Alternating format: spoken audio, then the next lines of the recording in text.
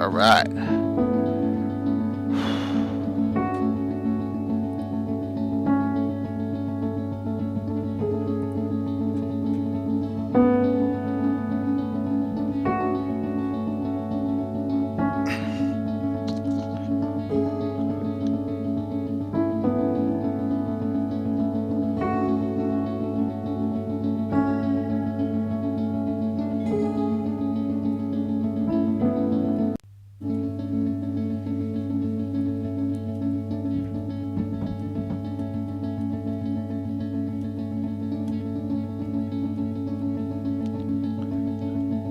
What's up, Dale?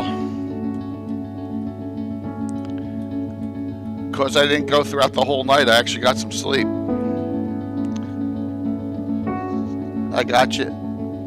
Zoolander, what's up? Good, good. Where you coming from?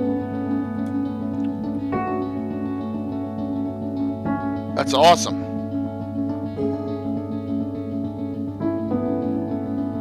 Where'd you learn about us? Thank you, thank you. We're going to talk about it. Have maybe a couple special guests, talk about some other cool things. And it's hopping on right now. Let me go to... Your repurposed freighter Yes. drifts through Yeah. space. Hello. As you stare out at the stars. I'm so glad we didn't go super late. I was gonna say, 15 plus hours was enough. Oh, It was a good stream. I saw like cool. I can pivot. 3/4 of it, I think. We're Yeah. finally- the smell of smoke. Cool. I was curdles away in your for a nostrils. couple Hold up, hours I now thought and we were then. prepping for a zombie apocalypse campaign. For like an hour or two now and then. All right, here's what we're doing. It's We the do year have some other 3700. guests that are Humanity's gonna be elite fled to hopping other planets on long ago, here and taking there. with them all forms Yeah, of so advanced what's the topic technology. tonight? Earth Follow up survivors from scrape by yesterday with or- historic Yeah, tales we're gonna as talk weird about the Hool phenomena Marshes, plague abandoned Saltmarsh, Oh, nature yes. sites. Yep. Southwestern Witnesses report Keoland, seeing maybe glowing lights delve and the into dead rising from Berg, their graves. what's that, Amidst the chaos, Berghoff down three where strangers would meet UKs in a dim are. bar. Uh-oh. A veteran Yeah, that's Dutch a slayer, weird a disgraced little- general Yeah, outlaw there's some banger, good adventures space down there, mercenaries too. and Oh, to yeah. investigate the power plants. Now And describe your did character. Gary send you his new publication yet? How No, I deep haven't All right. seen anything There was from going to be him. another Tools for version the of job. it. So if he does not send it over, give me a second here. Once I get all the shout outs done, I'll send it over. It's cool. Yeah.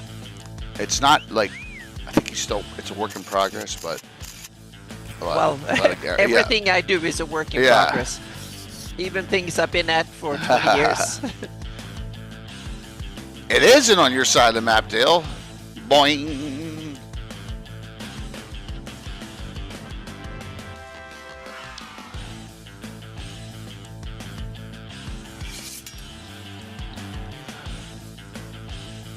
So now I think I'm set up here. I'm eating some yogurt.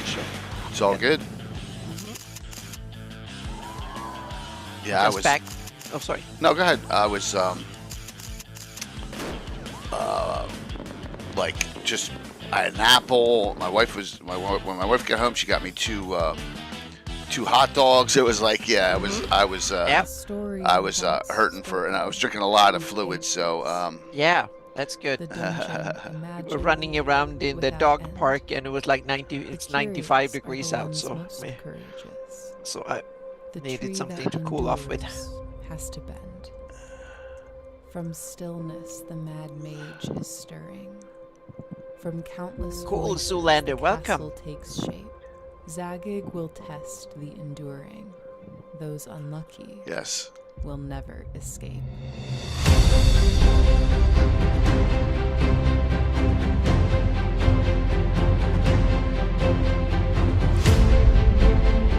of course. New to Twitch. That's all right, man. If 65 is your date of birth. And you're the same age as me. I'm Yeah, born 65 and, too. yeah, I'm 67, so we're all close. Yep. Old school.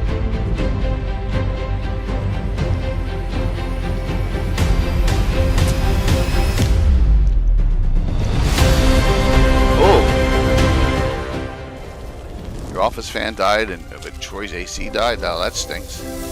Yep. So we're all right in the same age.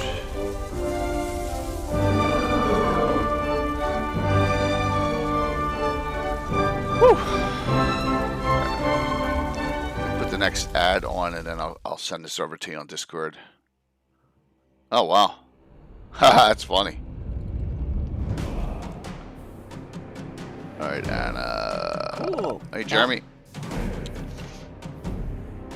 Jeremy, I'll get yours and Caesar's addresses over to Tim at Stronghold for the wins last night. No problem.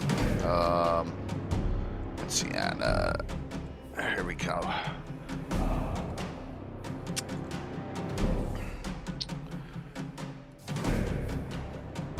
Oh, it exceeds the file limit. Oh, is your anna@greyhawkmaps.net email working?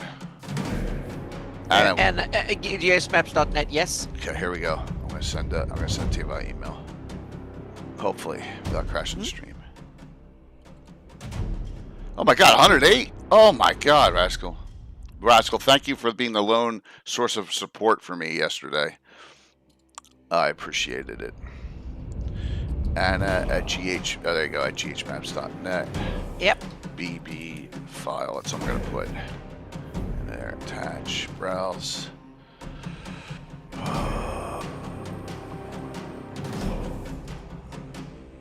It's 19 megs, that's why. Okay. Yeah. I'm just waiting for it to. There we go. Yeah. All right, it's sending. I'll leave that open for a second here. The good guys are too strong. You guys got. I mean, look at the up top and look at the sheer amounts of some of the people there. It's insane. So it's you guys had a lot of support. Ed saved you guys in the end. Everyone was brain dead but Ed. Thanks, man. Thank you very much. I did my best on it.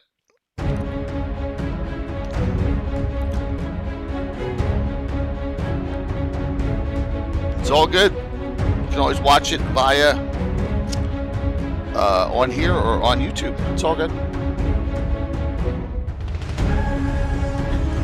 We were done. So, Prof, we finished, I don't know, 1:30? I should have sacrificed Fritz. Well, you can talk to Fritz tonight. I think he'll be on tonight. It's one of the funny, I don't know if I can play clips off of this and it'll show, but that was so hysterical. When Rosie just like, shut up, Fritz. He's getting ready now.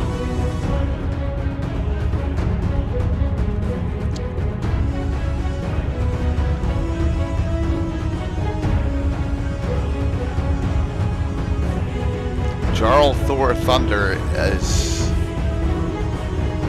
a Fritz child or spouse. That's the way I read that. Hey, George. It'll be a fun discussion. What time? Yeah, 15 hours is long enough. Plus, I'm not complaining because I'm self-inflicted. I did it, and thanks, George. 58 months. 58 Hello, George. months. Yep. Plus, we had a ton of hype change. It was unbelievable. It was a fun time. But let's just. Well, I'll save it for when we come live. All my thoughts.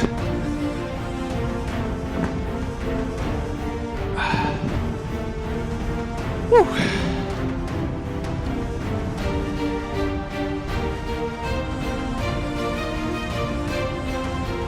Well, I don't know. I don't know if we can do if an actual adventure path would work.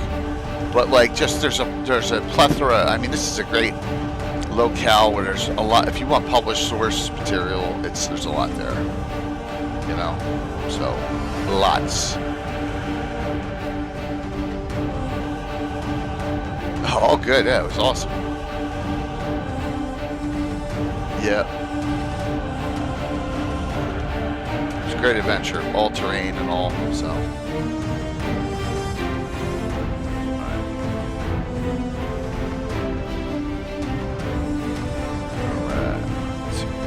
We're a couple minutes early.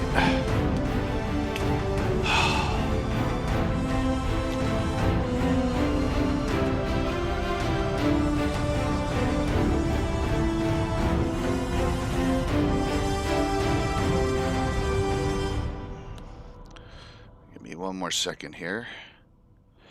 Dum, dum, dum, dum, dum, dum, dum. One more second.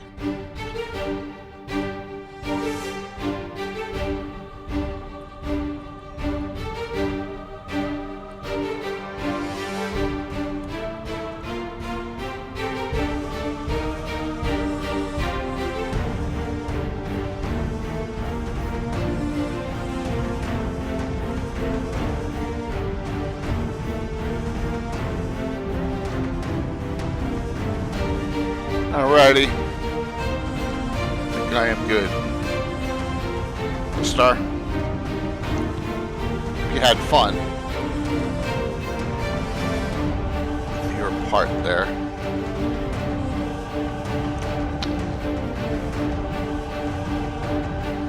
Alright. Coming live. Alrighty.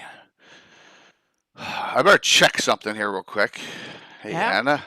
Hello. So I'm not completely brain dead because I did get to bed. After you're, even if you're exhausted, after you run something like that for 15 hours straight, right? Mhm. Really, with only like bio breaks and stuff. So it wasn't like it was taking a half hour here and there. Yeah, I got to bed like probably about 3 a.m. my time. So I got like maybe 5.5 hours sleep. So it's good. I think after That's this tonight, okay I'll for crash. one night. That's Yeah, it's actually- okay. Yeah. Yeah, Mhm. that's okay. Yeah. So before we get into all the Hool's stuff, you can get to this if you scroll down on the site and just click on the Virtual GrowCon picture, and it'll take you right up to this. It is up. Badges are all on sale. You can submit events. Virtual GreyHawk 6. Here, look, we already have. I think we already have 6 events in. Mhm. There you go. We got 3 from me. We got 2 from Les, and we got 1 from Indicarus. So we are on our way already. All right. So they are starting to roll in. Registration starting. It will be the end. Yep, Gabrielle, I think I saw you in there, right? One of the top first 10 in. So, hey, Dragger, it'll be fun. We'll have a fun time with it. So, there'll be a lot more being put in. Yep, gotcha. I thought I saw you on the Cannon Fire say that. So, get your events in, and we'll get them all scheduled out. See what our stream schedule's like, and just have fun with it. And that first weekend in October, that'll be a month and a half after my next hip surgery. I should be fine. 6 weeks out, I think I'll be pretty fine for that. So, Yeah. but there you go. And look, this is new old arts, everyone. Thank you, Anna. Oh, you're welcome. Yes. So here we go. We took the original Carson drew it from 2021's. Yeah, because it was originally black and white, and then it Yeah, was colorized. pink, Yeah, pink, just like the orangey. monochrome. Yeah. Yeah. But Anna's done it up in full color. Even the Order of Ulick symbol is colorized here on the picture. It's a quick and dirty. That's good, though. But it should look a little bit simple, but I liked it too. It turned out good. Yeah, absolutely. And it brought out a lot more details you really can't see in the when it's in one color. So and that's Virtual GrowCon's art for this year. So I redid art from 5 years ago, but in a new way, and I think it looks really nice. So there you go. Alrighty. The eye banner is right there. See it? Right there. Yep, ruined eye banner. Yeah. This is Carson Druitt. He's a partner on Twitch. Most expensive piece of artwork I've ever paid for in my life. So I'm not even going to tell you how much it cost me. But back then. But then it's okay. good that we can be reused multiple Absolutely. times. We own the rights to it. Yeah. And we're using it for the con, so you're good. And we're up and running. I think this link works too. Hold on. And No, I think that's he the did a Discord. remarkable. It's such an awesome. Stella Luna helped him with Okay. ideas on it. Yeah. There you go. And there's the that's event awesome. schedule. There you Yep. go. So okay, alrighty. So we got new documentation today. Did you get that email yet, Anna? Yep, I All got right. it. Mhm. All right, cool. So I'm assuming that what's up, Tim? I'm assuming that Gary will be on a little bit. That'll be Hopefully. 2 Yep. shows in a row. We will have a special guest coming on talking about their experiences last night. They were Awesome. the glutton of abuse for mostly everyone. which was really was comical to say the least. But comedy is a good thing here. So definitely we'll talk about that. But I had to make it easy because I didn't know like mentally where I was going to be. Right? I had no idea. So we're gonna do a little. Well, yeah, probably will be Mr. Fritz Winchester showing up here in chat. Yes. So let's go to let's go here. Let me bring up our map and thank you, Dragger. Thank you. And you read through it and I made a little change here and there, nothing major. Like I upped Arctis Giant Bane by 2 levels. I gave him double specialization. I gave him weapon mastery. And some other things. We're going to talk about all that. I think here. But let me get up the.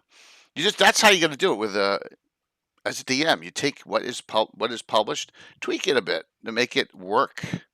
Now I never saw out of left field a character was going to knock out the giant eagle and then wrap it up in ropes and attempt to take it as a future pet. But hey, let's run with it.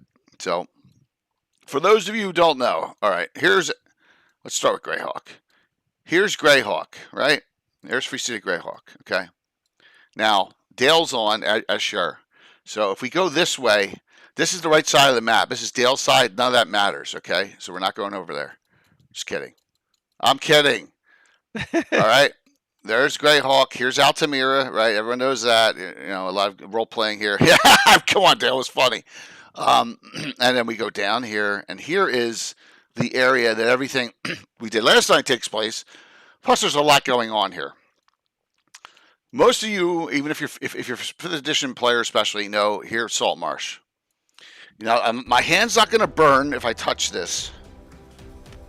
And thanks, Mike. Oh, cool, man. 5e conversion would be awesome. So I own this. I got this a long time ago. I own it too. I got it when it came out. Yeah. That was actually the first product that Mike and me reviewed on one of the early right. Legends of Lore. And then we reviewed it in an early one when when we took over here. So so there you go. Saltmarsh, you got it in 1E. When I reviewed it, I barely played 5e. That was the thing. So that was probably 2017 or 2018. Yeah. Mm-hmm. So, oh, cool, man. Oh, so you're playing that. Oh, okay. That's cool, man. Very cool. So, and here's Saltmarsh. Okay.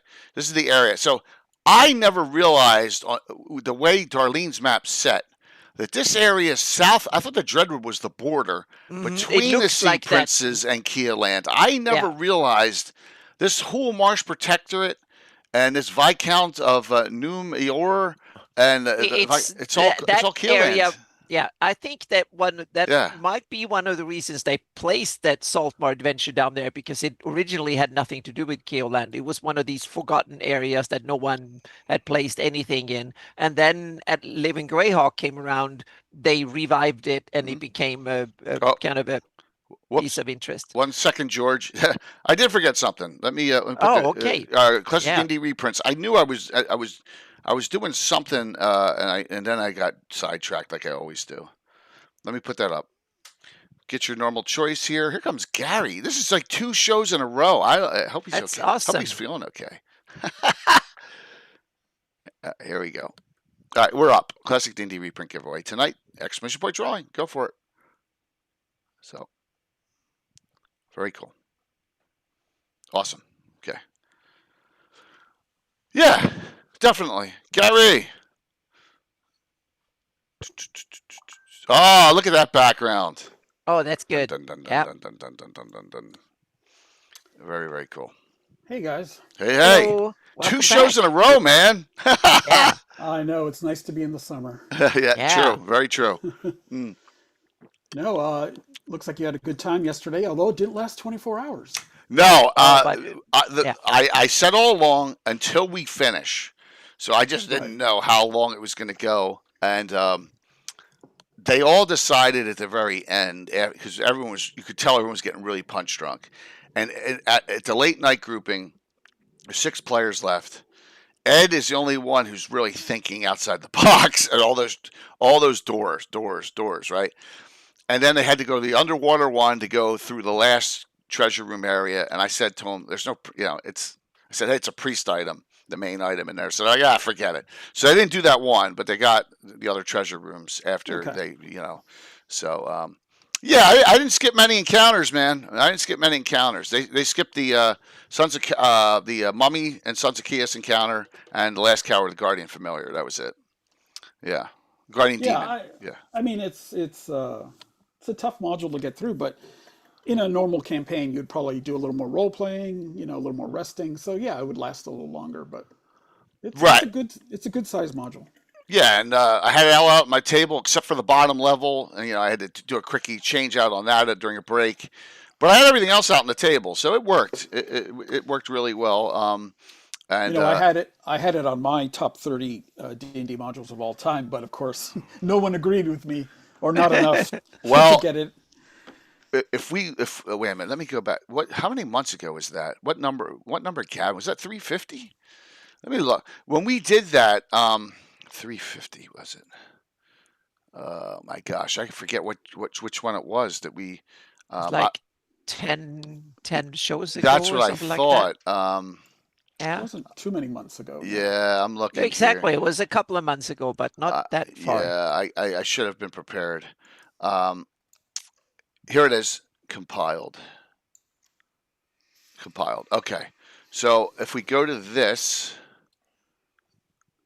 right? Okay, and we look at where Baltron's Beacon is. Sam might have had it on his list. I had it on mine, or You maybe I definitely didn't. had Maybe it. I didn't. Maybe I didn't. I changed my mind I on was this going to GA. say it didn't make my list for sure. But it wasn't too bad off on Here my it list is. even. It was Oh, it's mentioned, 8 I on think. mine. Yeah. I mean, it's 8 on mine. It's 8 on Yeah. mine, and this is a top 12 though. Look, no one else had it.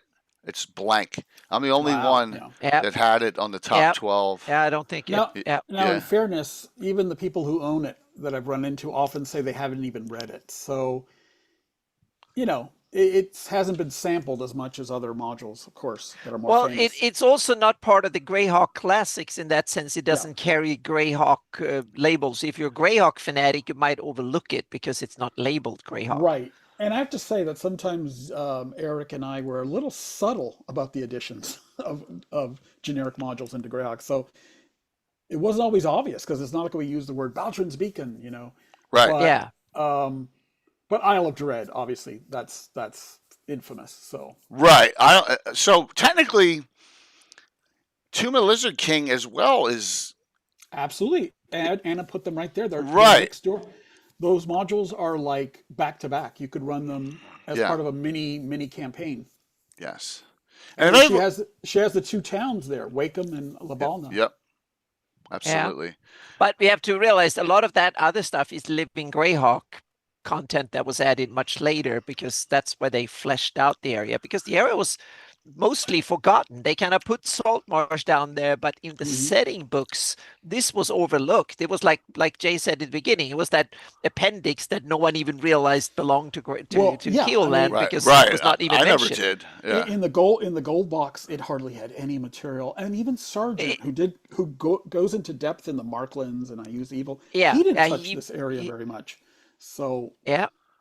That's why I claimed And Saltmarsh was either not, it was not set in Greyhawk as well. It was one of these generic modules that just got a place there. But yeah, that often happened in the early days. These generic modules got placed in Greyhawk, and I think there's even a page in the gold box that tells you the hex number for a lot of the old classics. Yeah, absolutely. So we just had in chat, Jarl Thor Thunder. I had not realized Baltron's Beacon was Greyhawk. Well, here's the thing. Here's a little surprise for tonight, and we'll get back to this shortly. But Gary I got an article in Dragon about it, and now he's created this, the Greyhawker's Guide to Baltron's Beacon. So we got a lot of really cool information here. We'll go over this in the show tonight. Okay. It's probably not in its final form, correct? I sent you a newer one before we started. Oh, geez. And I've decided to do something I normally wouldn't do. I'm going to just let everyone attending here just have a copy of the draft. Okay. It's not That's finished. awesome. And if you want to give me feedback, so my idea is maybe we'll create a few of these Greyhawkers guides to different modules. There we go. The Isle of Dread, Fantastic idea. Tomb of the Yeah. Lizard King, and kind of give Yeah. people some background material that they could use. I've only seen this for 5 minutes, and it looks Yeah. great. It looks fantastic. Gary, can you put that link into Anna so she can download the new one too, please? Actually, I'm. Oh, just gonna go- you're going to put I'm it gonna in chat. I can. Yeah, I'm Yeah. gonna go ahead and put it in chat. Yeah. Oh, okay, cool. Awesome. Cool. Thank There you. you go. So you all can have this for free. There you go. And this is we're going to Yep. be talking about this along with a lot of other things tonight about the area. Yeah, this will be a really fun discussion. Yeah, I mean, one of the things I go into in here is this module is the birth of the Silent Ones. Ah. So Oh. basically, so an offshoot of the Cult of the Black Flame Yes. is a silent one. Got it. No. No? The guy that hires you to go on this adventure is a silent one. Oh, Demetrius. Oh, Yes. okay. Yeah, he's a little blundering. Yeah. Exactly. He's playing the fool because he is too old to go on this adventure now, and he needs young bloods. Okay. To go on this adventure for him. So it's all a big. When you guys read it, I've kind of built it up as kind of a big, trick for the players to kind of have to unravel. Nice. Very kind of you to put this together. So yeah, and that's how you read the history. Gary used to. Well, you got to strike when you were gonna run this 24-hour thing, and I said, okay, this is the time I have to do it. Right, because it's fresh on everyone's mind. Yeah. There's a reason to talk about it and incorporate it in. That's what we're gonna hit this up. And just talk about the area too. And I know you have a nice map in here. I'm going to keep Anna's up just so I can move it around too. But so there are 3. Not in the Hools. There are 3 Hool Marshes. Great adventures in the Hool Marshes, right? That are published that you can get. And if you were to evaluate it right now, you would say this region is one of the best places to start a campaign now. Because there's a lot of lore there. Agree 100%. Yeah. Modules. You would go to Saltmarsh that you guys showed before I got on. Here's number. So there's a lot of raw material there. Plus, Marshes, always cool. Dreadwood, I mean, with that name, it's got to be good. So it's one. And lastly, don't forget this. Horror in the Hools. So we got 3. Plus some other things. There's always stuff going on in Dreadwood. That area of Keoland is just rife with wonderful things. So, Dreadwood's right here. In fact, the swamp meets up with it. I really didn't realize that. Yeah, I mean, Anna, from a geographical standpoint, the south of the Dreadwood must be a pretty flat area. It's like a slow slope. I assume the Dreadwoods are like low hills, so to speak, and then it kind of sloping down, and then you have a vast floodplain because the Hool is one of the biggest rivers in the Flanaess, so it's like a Mississippi floodplain, so to speak. It can be vast, like 50 miles in either direction at least. It's a delta. It has a lot of oxbow lakes and meanders. And it's subtropical too, so it has dense vegetation and it's a wet area, both because a lot of water come in, but also a lot of it comes down from the sky as well. So to speak. Perfect habitat for lizard folk. Yep. And you got a lot of notations on this map that cross over to other adventures. I believe some of these here are UK modules. Right? There's a lot of UK modules mixed in this area. U1 Saltmarsh is a UK module. They just put it as a U. All right. So, and before they did the UKs. So, UK 1, 2, U1, 2, and 3 are UKs, as well as some of the other ones that if you come, and it's further down than you would think. I mean, this is crazy way down where they gave them for a lot of these. Yeah, they gave the most remote area in Greyhawk, the most snuck away place. Yeah. But if I recall, I think this area is Bracken. I think this is Ravager of Time too is here. Yeah. Do you see all those gray boxes marked on Anna's map? Ruined towers. Yeah. Yeah, that's a chain of towers. So any one of those could become an adventure location. Yeah. I mean, the one near the O in Protectorate, I mean, that was really isolated. Yeah. So, right here. Oh yeah. Yeah. You got one here and here. You got them all over. So you got a lot of fun things you could do. I know it's from Wars, Sam, but that's old, no good canon. So I'm just kidding. No We have lots Scarlet of that in Brotherhood. Grey. No Yeah, we Scarlet have lots. Brotherhood in the Sea Princess. Yeah, we have lots of old, no good lore in Greyhawk. That's kind of the trademark for Greyhawk. Yeah. Scroll up to P.S. Pluffett Smedger's last post, Michael. It's right there. The download's right there. Hang on a second. We can. Yeah, there you go. Thank you. Oh, I needed that. Okay.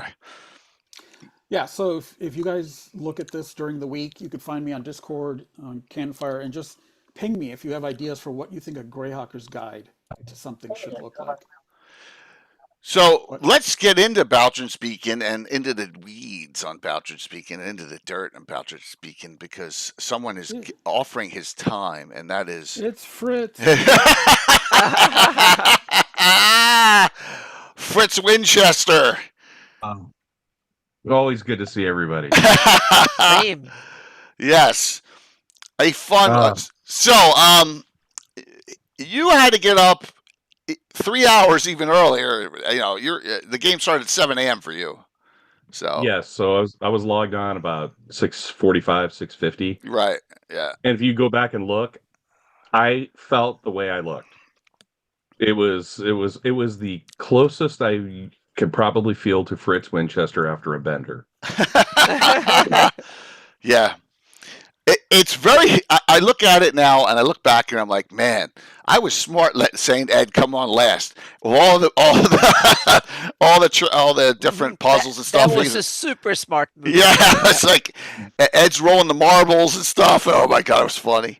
It was having absolutely. Yeah, I was talking to the guys today about yesterday, and the core group. I mean, we lasted a good chunk of time. Just game purposes wise, right? The guests, the way you spaced them out, were really lifesavers because it allowed, it kind of refreshed us. Mm-hmm. The chat, people watching got back. You know, it's a long time. I mean, it was 14, 15 hours. Yeah. So, but the way you had it spaced was perfect.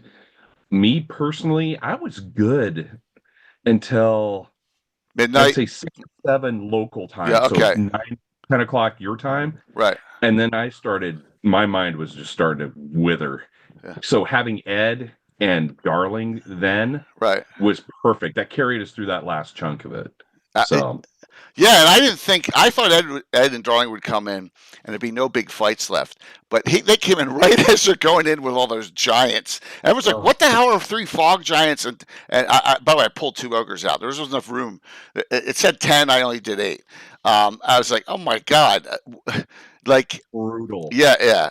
And one of the few things I didn't explain what was going on a lot, but I explained, well, they're here because Antarctic giant being kicked the crap out of them, and they're hiding, and they can't get, because a lot of people in chat go, why is there 3 fog giants here? I said, well, frog giants are swamp based, can be mist giants, yeah. So that was fun. I'd never played the game. I have known about Baltron Speaking for decades. Yeah, I've never played it. I own it. I own a PDF of it. And never looked at it thinking, at some point I'll play in it and then I'll go back and read it and see how the layout was. It is brutal and old school in every sense of the term. I mean, I think people, a demographic that is just coming to D&D doesn't understand how brutal it can be. It gets a lot done in 32 pages. And it needs a lot going on. And it's funny because I was just listening to what Gary was talking about the layout geographically, because I was on the Sacramento Delta 2 days ago. And when you're near that big, that confluence, it's very fertile. You can have flatter areas, you can have far more vegetation. It makes all the sense in the world. Yep. The way that layout is. So and also one thing about the geography and stuff, it's probably most of it is wilderness, because the population density is so low down there that 95% or 98% of that area is probably untouched. It's like wild that we rarely have in this day and age, when almost everything is touched by mankind for Garner. It's probably 100 times bigger than the Everglades in Florida. So, Yeah. so we are talking Baltron's Beacon and this area of Greyhawk, everyone. I ran it in a 24-hour stream yesterday. We didn't get the full 24, but so come on in, exclamation point drawing for a giveaway. I just hit the wrong button. I'm trying to get the shout out for the giveaway here. There you go. So, and we'll give away some classic D&D reprints tonight. Thank you all for coming in. Really appreciated it, Gary Con Live. We have Mr. Tower of Gygax up on the screen right now too, from Gary Con. We got Curtis, who plays a legendary anti-hero in my campaign, and he's run with it. I think anti-hero is even saying something like anti-hero. Rascal just said something which I have to comment on. He said, you know what? I feel that Fritz was treated unfairly yesterday. I said, actually, no. No. and I think he gets treated the way he probably should be treated. Yeah. I find it absolutely hilarious. I can't even say that he's polarizing, because polarizing seems that there's probably people on both sides. No, he's damaged. He is damaged. I think if I were to write a biography of him, this stems back to when he was a child, and he's what did I say earlier today? If Sam's listening, I said what drives him is self-preservation and hedonism, and he adventures to pay his bar bill and his brothel fees is basically what he does. I don't. There's something probably retrievable in there somewhere, but. The chance to play that character is it's too good to be true. It's very, very fun. So a couple things. Sam did give me 22 regular points. I used almost all of them. You can't use regulars on undo rolls. It has to be specials. So that, number one, I couldn't go in there and really just zonk out his, make him fumble all the time, to put crits on him. That, number one. So I was always outgunned. As you can see by the cheer turtles up top, I was outgunned on hero points the whole adventure. And whenever I took an opportunity, I got Sir Tim to fumble very near the very end. In the fight with the Giants, he fumbled and he killed Maram. And I was very kind, and I allowed specials to lower the damage down to -8. He was at -11. So, there was a death in the party from a fumble. But so that fumble was hilarious, Wolf. Yeah, it was. I was shaking my head. I just want to clarify too something that I was speaking with Sam earlier. Yep.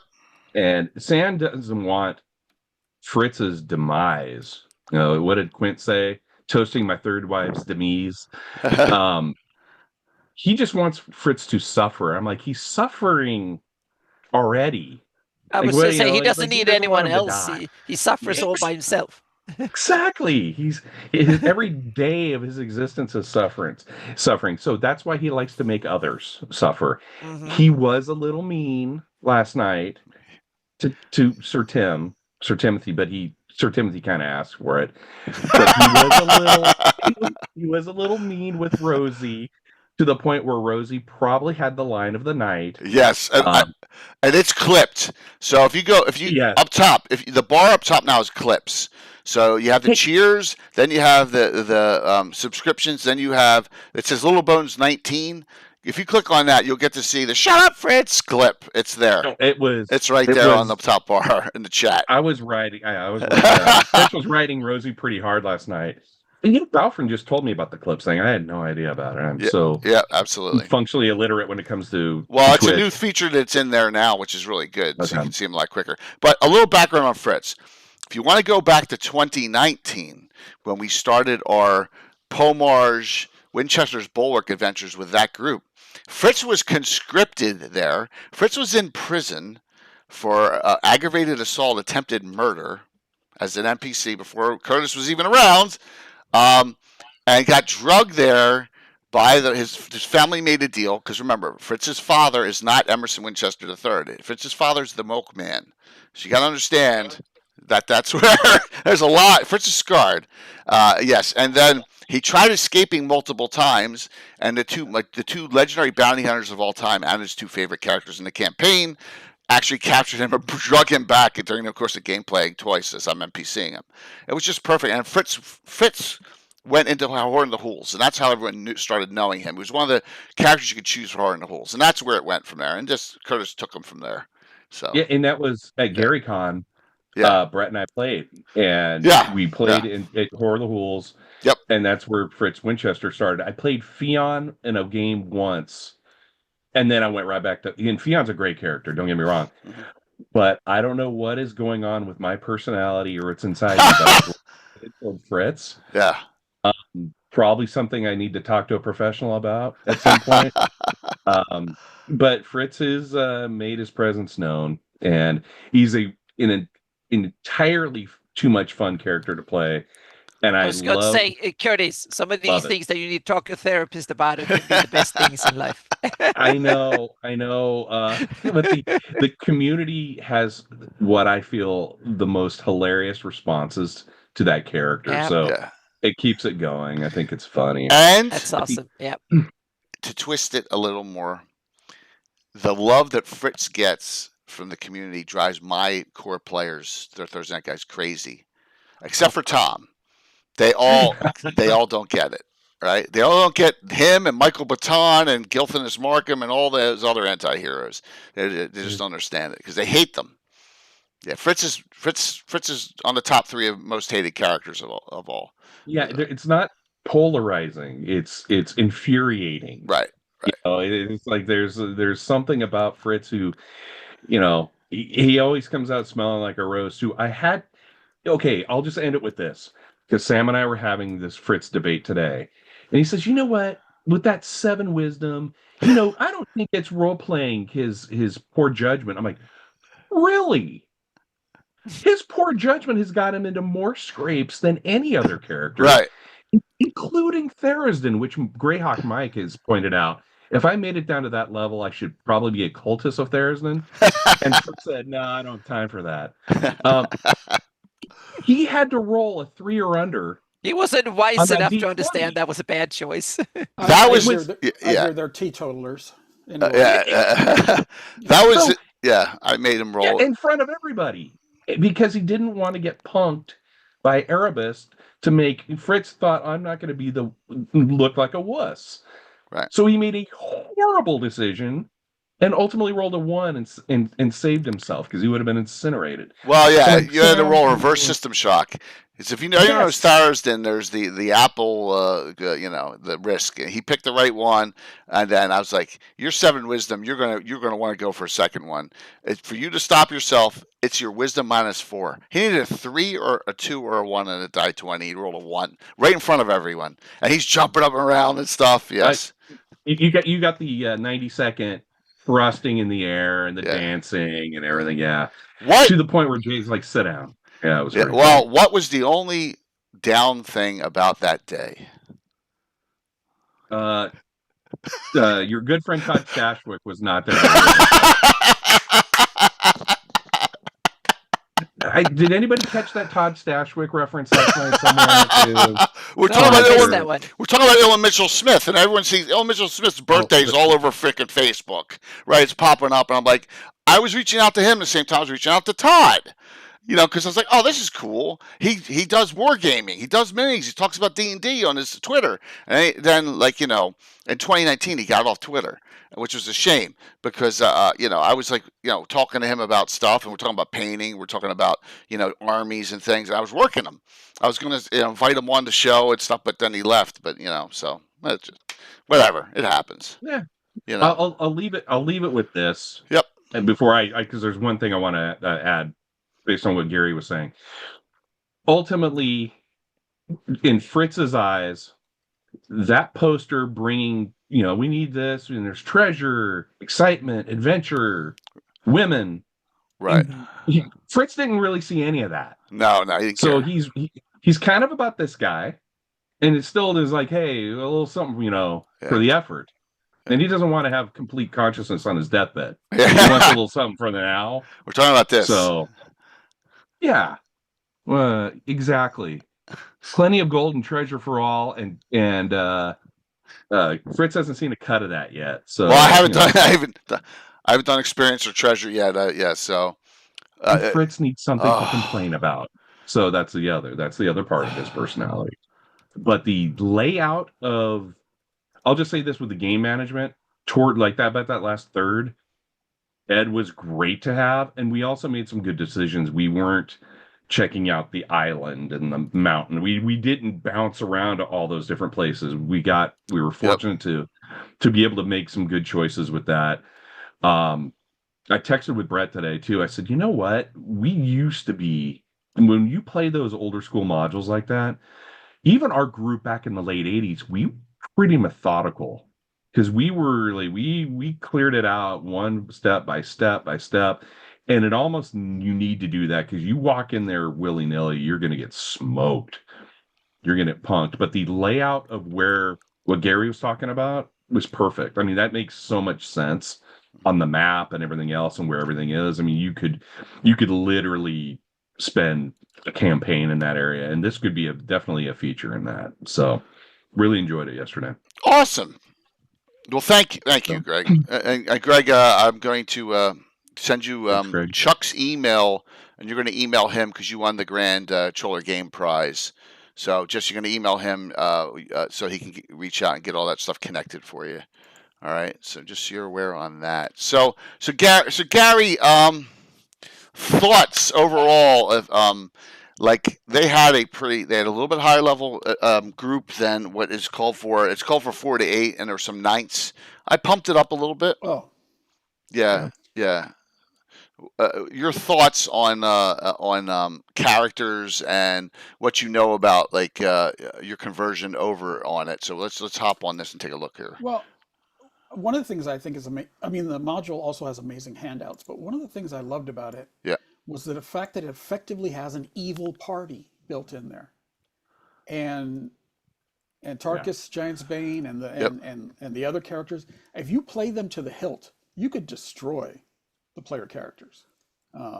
So you really have to be careful with that evil party. That evil party is weak besides him. If you look, I pumped them all up to like 7th, 8th level. I made the two twin brothers, a twin brother sister.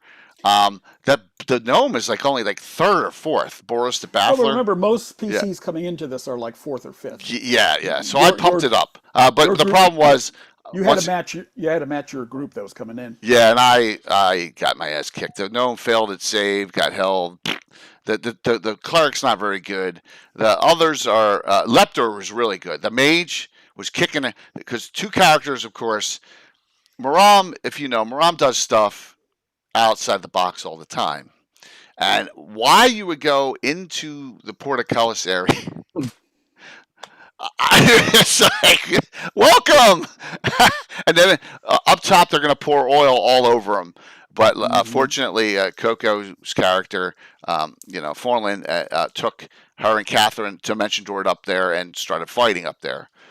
So that was interesting. But they went out in the back courtyard, and they're fighting the bugbears are on the other one side that come in. Well, if you've seen this, has everyone seen the setup, the piece? I gotta kiss Jeremy from Gamescape 3D's butt a little bit here. One sec.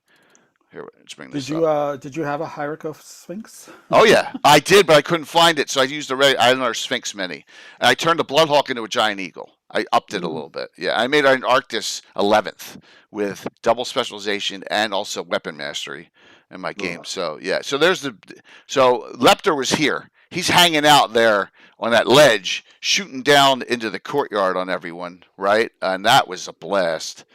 He's kicking the crap out of them. There. Look at all that open air. There's the bugbears, some other bandits. Most of the other bad guys are inside the key there. So it was so well done, this piece. Jeremy says, I think you can use this. There was one thing that was different. If you go into the Balchan's Beacon Adventure, the entrance is here. There's a hole down here. See that little opening? It goes up to level 3.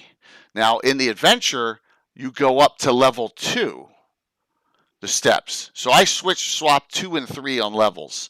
So they're going all the way up to 3 to start, which was kind of the only thing that I had to change. This thing has 4 levels inside it, all playable, so so does Baldwin's Beacon. It was perfect.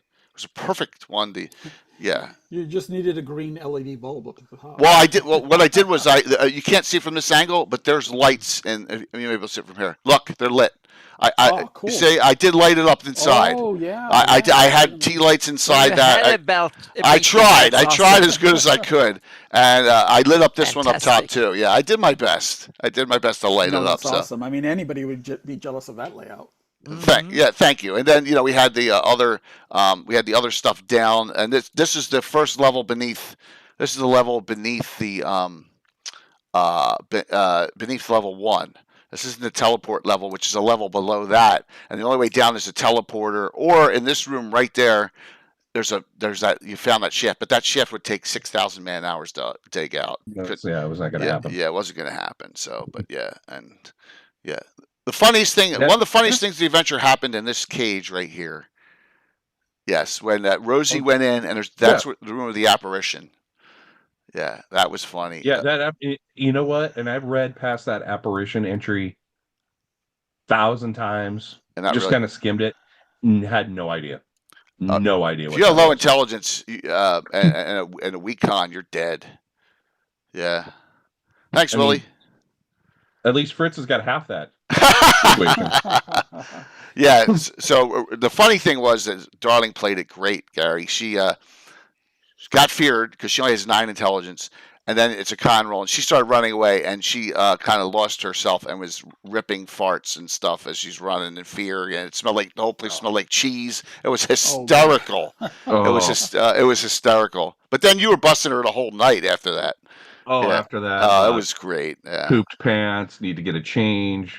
Change yourself, and that finally, after about an hour of that's when the shut up, Fritz. Yeah. That was finally what happened. This is that's the area with the ogres and the ogres and the cloud giants. And this area here is the one you can dig out that takes it outside.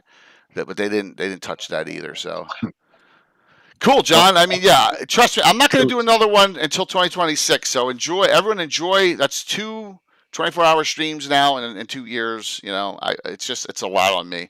Oh, my wife said to me this morning when I woke up, she said, "I'm glad you had a good time, and everyone had a good time. You're getting awfully old to do shit like this." Oh. Well, I'll end my time like this, Jay. Okay. I had a post-game wrap-up with my wife this morning, and she went through a couple of things. She's like, "Well, okay, you were a little condescending with Sir Timothy, I overheard." You said, "Oh, come now, Tim." Or I said something like that. Who God knows what it was. Second, she said, "I hope you were nice to Coco." Were you nice to Coco? I get that. I get the admonishment. I don't even remember if I was mean to Coco last night. You called her Tulip a lot. Yeah, I do call her. Also, look at the other clipped one. The Fritz. Look at her face when you call it. I'm pulling out the Fritz tickler. Oh, okay, yes. Thank you, Valfriend, for doing that clip. Yeah. He said that. That's what he calls his Morning Star. Yeah, the Fritz tickler. He's such a douche. And I think the third one was, were you making fun of Darling? Did she poop her pants? Because she was hearing it? Oh, my gosh. She could overhear it in our house. It's not that big. So, and at some point, she's like, "Oh, my God." What she does, she just shakes her head and goes to the other side of the house. So, that was funny. It was a good try, and it was a great adventure. That is a really good adventure. Is Jarl Thor Thunder your son? In Twitch? What's that? Jarl Thor Thunder. In Twitch? No. Oh, no? Okay. Because early on... You call me Dad? No, he just said, I know he's getting ready. Not my son, that's kind of creepy. No, because he said he's coming on. He's getting ready, and I was like, oh. So I was like, how? Yeah, I didn't know who it was. I don't think so. Okay, maybe it was just maybe I misread it. But yeah, man, I appreciate you hopping on and just giving us a little perspective as how that went, man. Because I had a blast. We were all good until about the 11, 12 hour time. I think we all started to really hit the wall, and it was great to have the last rotation in that carried us over the finish line. But it was good. I was surprised we had as much energy as we did 8 hours in, 9 hours in. We were still rolling. So, Gary's right. You messed around with that group, with that mage, and that mage and Arctis Giant Bane. He'll kill you quickly. You saw what he did to Catherine. I mean, he did 70 points of damage to her in two rounds. I mean, brutal. Yeah, and she's got a decent armor class, but and Leptor, I made him. So a couple key things that happened. Tim killed the Quasit because he was by himself, and the Quasit tried to kill him, and critical hit him and killed the Quasit, and then he lost a lot of his power, right? Because unintended consequence. Yeah, absolutely. Tim, what the hell was Tim doing a floor down? I was like, I think right, exactly. Yeah, so. Exactly. That was lucky, and then a couple other spots. You had some fortune, and you guys had me out hero pointed the whole time. So, yeah, that really helped. Yeah. So, but yeah, man, I appreciate you hopping on, just giving us a little perspective. It was a great day. It was a really tough game. It is very old school. That has a very old school feel to it. For those who have played it, it's fun. Those who have not, try it in that style, but prepare your players for that. It could get ugly real quick, but it was great. We really had a good time. Oh, well, I appreciate you all playing. Thank you for the kind words. All right, have a good. Don't catch up this week. Bye, Anna. It's good to see you. Yeah, I'm good. Good to see you too. We'll chat. Thanks a lot, man. Thanks, Curtis. Yep. Talk to you soon, man. Thank you. All right. See you, everybody. So I'm glad he hopped on to get a little perspective of actually playing in that game. Run with CNC, man. So thank you, Rachel. I did my best. It was not easy, but it was a challenge. It was fun. You got to always constantly challenge yourself. All right, let's go over this book here. How about that? So Gary, when did you decide this needs to go into Greyhawk? Oh gosh, it was almost immediately. So back in the mid '80s, I mean, I would buy everything, almost everything, except for Dragonland stuff. But I would almost buy everything right away as soon as it came out. And I thought this module fit the world of Greyhawk really well. I mean, almost to the point where I was like suspicious. Was this written for Greyhawk and then made generic, or because '85 would have been that time period where Gary was transitioning out of the company, and they were doing, I think, Temple of Elemental Evil was released that year. It was a big year for products. But this one, I could see how it kind of slipped through the cracks. The I series was kind of generic. I mean, it had, of course, Ravenloft, but it also had, Desert Desolation, and a bunch of other modules that are also kind of not very popular. Right. Of course, lots of people like Tomb of the Loser King, but none of it was really firmly set in any setting. And I had been running my campaign in the Sheldamar Valley, so I'm looking for any material I can get to incorporate there. Because, what we had was Saltmarsh at one end and kind of the G series at the other end, but nothing in the middle. Nothing. Yeah. But I thought this one was super creative. And, until I refreshed my memory this last week, I forgot that Frank Mentzer was associated with it. I thought, So here's what's really cool about this. I asked point blank to Ed, what does it mean when it says, if you open this book up and you go on the inside, that's cool. Yeah. It says development, Frank Mentzer. And he said, basically, that means he rewrote a lot of it. So he developed it. He took the writings of Philip Myers and he really made changes to it and enhanced it. Made sure that the stat blocks were good. It feels like a Mentzer adventure. And if you run Egg of the Phoenix, it feels like Egg of the Phoenix. It has that feel to it. So that's But interesting. Yeah. Sam earlier today told us that Meyer also worked on Desert Desolation. And there are elements there that are very similar to material that's in here too. So I think Meyer did have his contributions there, but you're right. They often do add a lot of polish and shine to it afterwards. I'm drawn to this because if I was to write an adventure for TSR, I would write it like this. That's why I like this one so much. I totally agree with you. I like the maps. I like the handouts. The setup is short. Even though it has a plot, it's not too they're like not railroad tracks. You could Right. definitely There's approach it options. a few different ways. There's Yeah. a lot of options. You don't have to finish everything. Also, they got done the main objective before they got any of the main treasure rooms, right? In this, because they roasted the seeds, yeah. So and that's this pick here. So this is the roasted seeds room. So what happened was they came in. Here's the black flame, just right there. Here's the frog. They stayed away from that, but the gem inside exploded once Erebus got close to it, and the chime went off. That's right. You silenced the chime, it wouldn't have happened. But I made the demon a type 3 instead of a type 1, so I upped it. I upped the demon. Yeah. So to answer Greyhawk Mike in the chat, I actually stole Baltron's Beacon way before I stole Isle of Dread. Isle of Dread was kind of more of a late steal. Yeah. The treasure in this is pretty unique. There's a lot of creativity put into that. And what I also liked was this whole double backstory. It had a second backstory about this cult. Yes. That used to use, and if you, and this is what I did in my home campaign, if you like those hooks, you could definitely take it and run with it and make a whole campaign out of chasing this cult down, the cult of the Black Flame. And much like GDQ 1 through 7, you have these teleporting locations, which could be like other dungeons for you to explore, like the worlds of Loth's Web. Yeah, absolutely. Now the mountain one bounces back, but the island one doesn't. And and there was a couple others that you could have continued on with this. Also, you could do a whole another adventure getting the flame over. And it says way south, so I said, well, for me, it's Sasserine or Cauldron. Mm-hmm. That's where I think it's going on. It's not. I don't think it's in the Hold of the Sea Princes, the cult. I think the cult's down there. That's.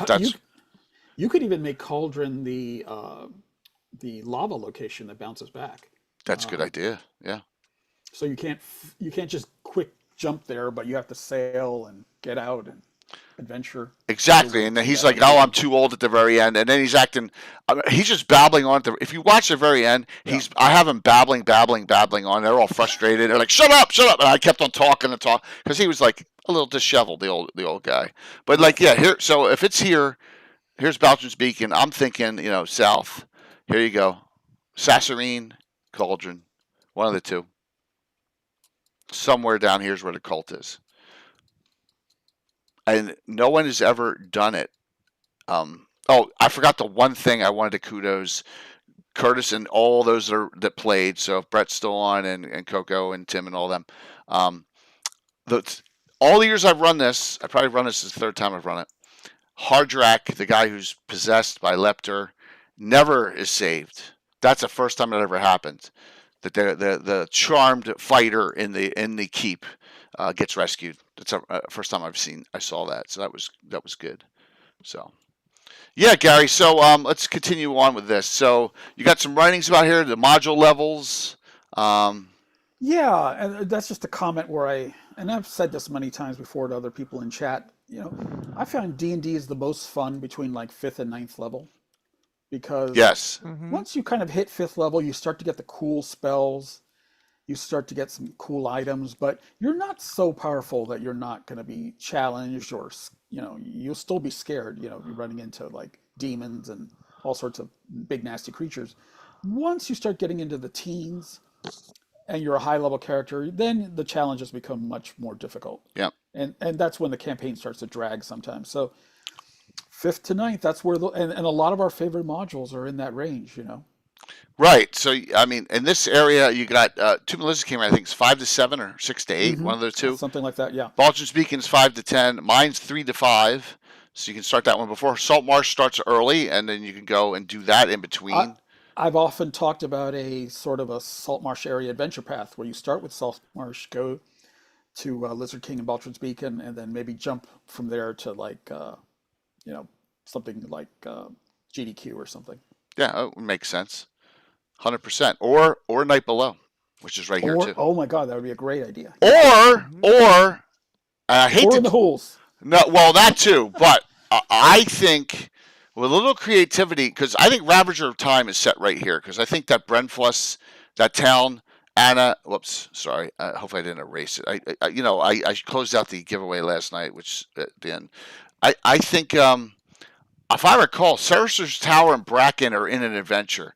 I think they're Ravager of Time locations. That might be. Yeah, and then also, it's not far down here.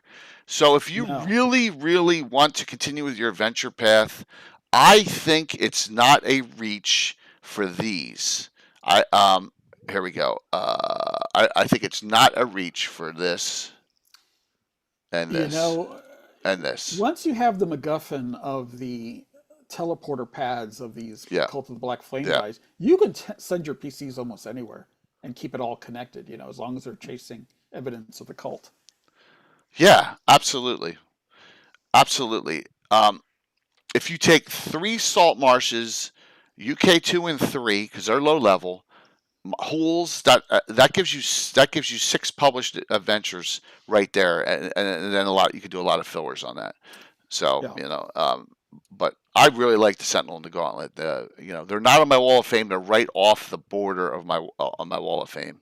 Those two, but I think you could really fill it up with other. And there's other things you could put in there too. They're on the bathroom Wall of Fame. Well, yeah. I mean, I got 24 up there. I haven't replaced any. So yeah, I mean, there's a whole bunch you can do there, Sam. You're correct. So I was working on a dungeon in the Dreadwood, which is mentioned briefly in the Keoland and the Silent Ones articles. But you think that Paizo's going to have the license forever. You just have, you're just not getting to it. And now I realize, wow, you really should have just gotten to it and get those things published, because there wasn't an infinite amount of time. Yeah. Well, I also added, sorry for adding Forgotten Realms shit here, but I did. I added right here on this little cusp of land. One day I know on my personal will add a swamp here, but I added the Forgotten Realms Mirror of Dead Men right here. So there's a whole swamp land there, and there's 5 adventures out of the Dungeon magazine. And Eric Mona says their idea for Cauldron and Age of Worms all came from those 5 adventures. So that's the first adventure path that really appears anywhere. It wasn't called that then. So yeah. Anna could have a river coming down from the hills. Here's something just to fill. Yeah, absolutely. Where it's actually, you're losing land in that area, but it fit perfectly right there for me, in the area. So it's another thing you could do for more adventures in that area. So let's see here. One of my favorites. So your background here is you're retconning, talking about Dread, keeping Borderlands Lost City. Where's Lost City placed? Well, we never officially placed it in the LGG, but it's typically placed where the Lost City of the Soul is in the Sus Forest, even though that doesn't match the exterior of the module, which is for desert-like. So a lot of people end up putting it either in the Bright Desert or maybe even in the Bacloonish lands. I've heard of even people putting it up in the Land of Black Ice. So it's... Yeah, and do you have a spot for it, the Lost City one? Which there are many lost cities. We have one lost city in the Sea of Death. The B4 basic module. Yeah, basic Lost City. That I'm not sure where we put that, but I put that. Yeah. What's kind of cool is that the description of the Synodicians, the culture that's in the module, they really sound like the Larara Soul. They sound like it's brand new. Eric Spellis. Like people who were trapped underground who... Sea of Dust. The Sea of Dust has that. The Sea of Dust could definitely work. That's the scenario from Sea of Death, the chord books. Yes. And there is a lost city there. Or it's Forgotten City, but well. Yeah. So don't be too picky. Yeah. That's Forbidden City. Yeah, actually it says. Can someone relink it again, the download for this, please, in chat?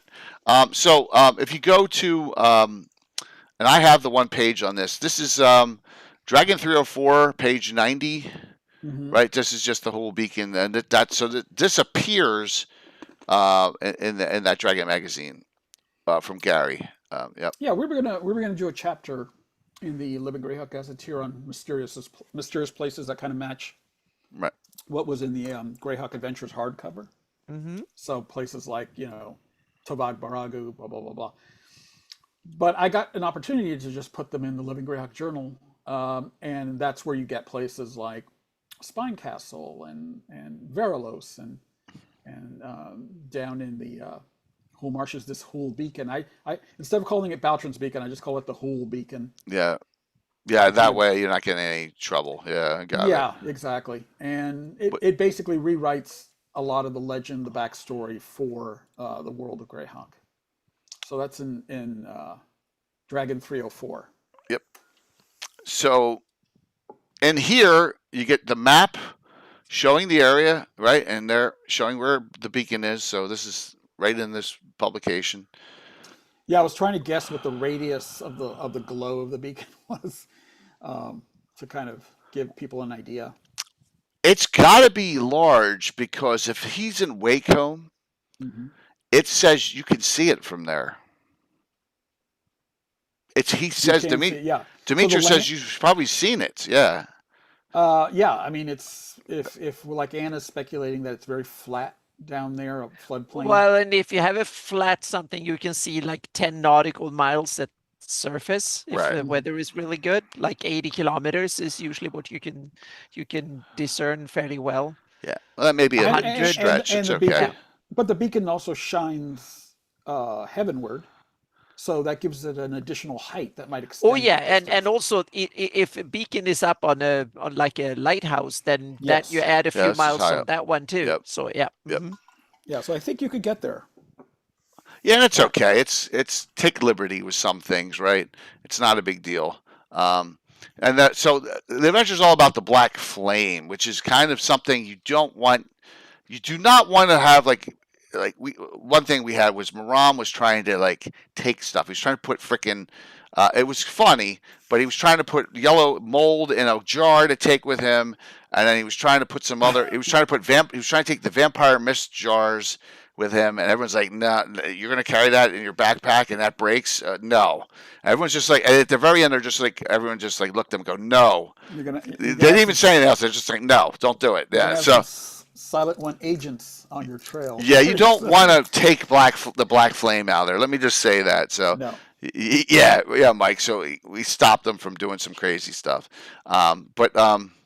So you say are both the name Demetrius reminded me of the King of Keoland, Kimbertus Scotty, right? Yeah, I mean, when I first read that, I was like, oh, wow, that's very similar in origin, adding to other things I've seen in Keoland. And of course, since then, I've developed the whole kingdom of Keoland, and I give it a lot of touches that are reminiscent of Eastern European sources. Okay. Both had a vaguely Greek or Byzantine sound. And then, remember, this is a free publication, so I'm not going to ask anything about the artwork because you're just giving it out to the community. No, right? And it's not going on drive-through or anything like that, so we're good. No, we're good. Selling it. We're good. No. So, all right, why don't you tell us about where you come with this guy, Demetrios, and what is the whole connections? This is really cool, everyone.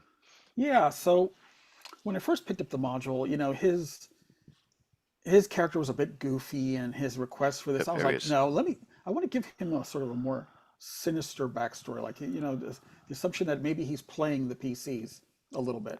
Okay. And so I decided that he was this character, part of an organization that essentially was tasked with the sort of the protection and recovery of magic, and preventing it from getting misused, and that he had grown a little frail. Like, he was posted out here in the Hool Marshes, and he'd grown a little frail, and he didn't think he could make the adventure himself. And so he puts out this venture, looking for an adventurer's card, and hires them. But it turns out that he's really part of this bigger organization, and I called it the Silent Ones. Mm-hmm. And so that's where the idea was kind of born, and that was around 1986. Wow. Yeah. So the birth of the Silent Ones was from that far back. And that's so cool. Yeah. When I started digging to see, well, how far back can I place their origins, I said, I'm just going to connect them to the Soul migrations through the tunnel of Slowroten. Yeah. So so eventually the founders of the Silent Ones became the apprentices of Slowroten. And I love it when you integrate into old lore like that and it continues. I think Anna, when you use old lore as kind of like a scaffolding to help hold up something you're creating, it really gives it some authenticity, some weight. Exactly. Yep. Mm-hmm. I mean, when someone just creates something just to contradict old lore, I feel like, oh, you're missing an opportunity. I mean, you could definitely contradict old lore. There's nothing wrong with that or retconning it, but I feel like if you echo it, you end up creating something more powerful than just. No, 100%. Rick Sauls just said that in chat, which is 100%. Now, let's make some connections here with what happened yesterday. I like this, where you put this down here. Rumors held that Baltron had perished. His body's never found. Leptor, I pumped him up a level or two as well. Mm-hmm. Brought along his assistant Verna, who she's a were-tigress, which was awesome. And the Fallen Ranger. I almost went with Anti-Paladin with this guy, but I didn't. Because I kept him as a fighter because I know how these fights work, and I wanted a little bit more outwardly. If he was killing all those ogres and frog giants and they fled to the basement, he's got to do a lot of damage. So here's another example of what we were just talking about. Yeah, it actually does say in the module that he's a Fallen Ranger. Yeah, it does. It does. And so with his last name Giantsbane, it all really fits. And the suggestion is. How in 1E, Rangers, of course, are good. They're usually often neutral good. There's Oregon. Yeah. And so the suggestion is that he was a bit cruel, a bit too, heavy-handed. Heavy-handed with his methods. And so he was kicked out of the order or left the order because, obviously he wasn't behaving like a Ranger anymore. So, and then in the Keoland lore that I was developing, we actually had a society of Rangers, which Sam Wise helped me name. They're called the Dreadwalkers, and they are essentially a organization that's tasked with protecting people of the Dreadwood from the evils that are inside the Dreadwood. And so it just made perfect sense that this guy was a former member of that and had just gone rogue. He wanted the money. He wanted to cash out. And they don't know about the lower level.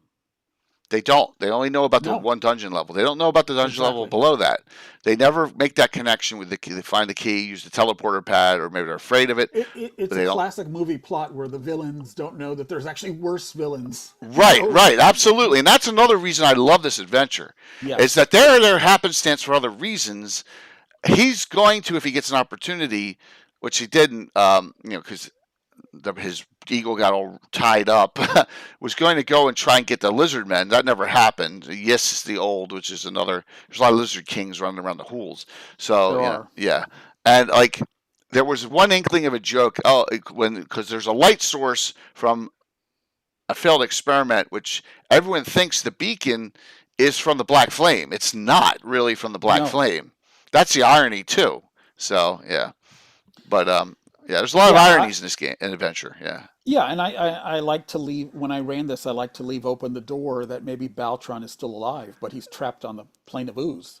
And so, that opens the possibility of the PCs going on and having more adventures connected to this story. So you have down here that Esan the Wise, the monk, he's also. They didn't have any more Stone of Fleshes, so they left him. He was in the final treasure room that they went to.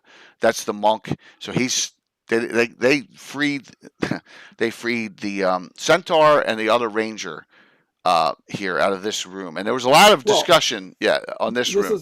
This is like what BB Fan Fun is talking about in the chat, which is the idea of the DM could actually leave clues that previous people have already been sent to try to take on this task.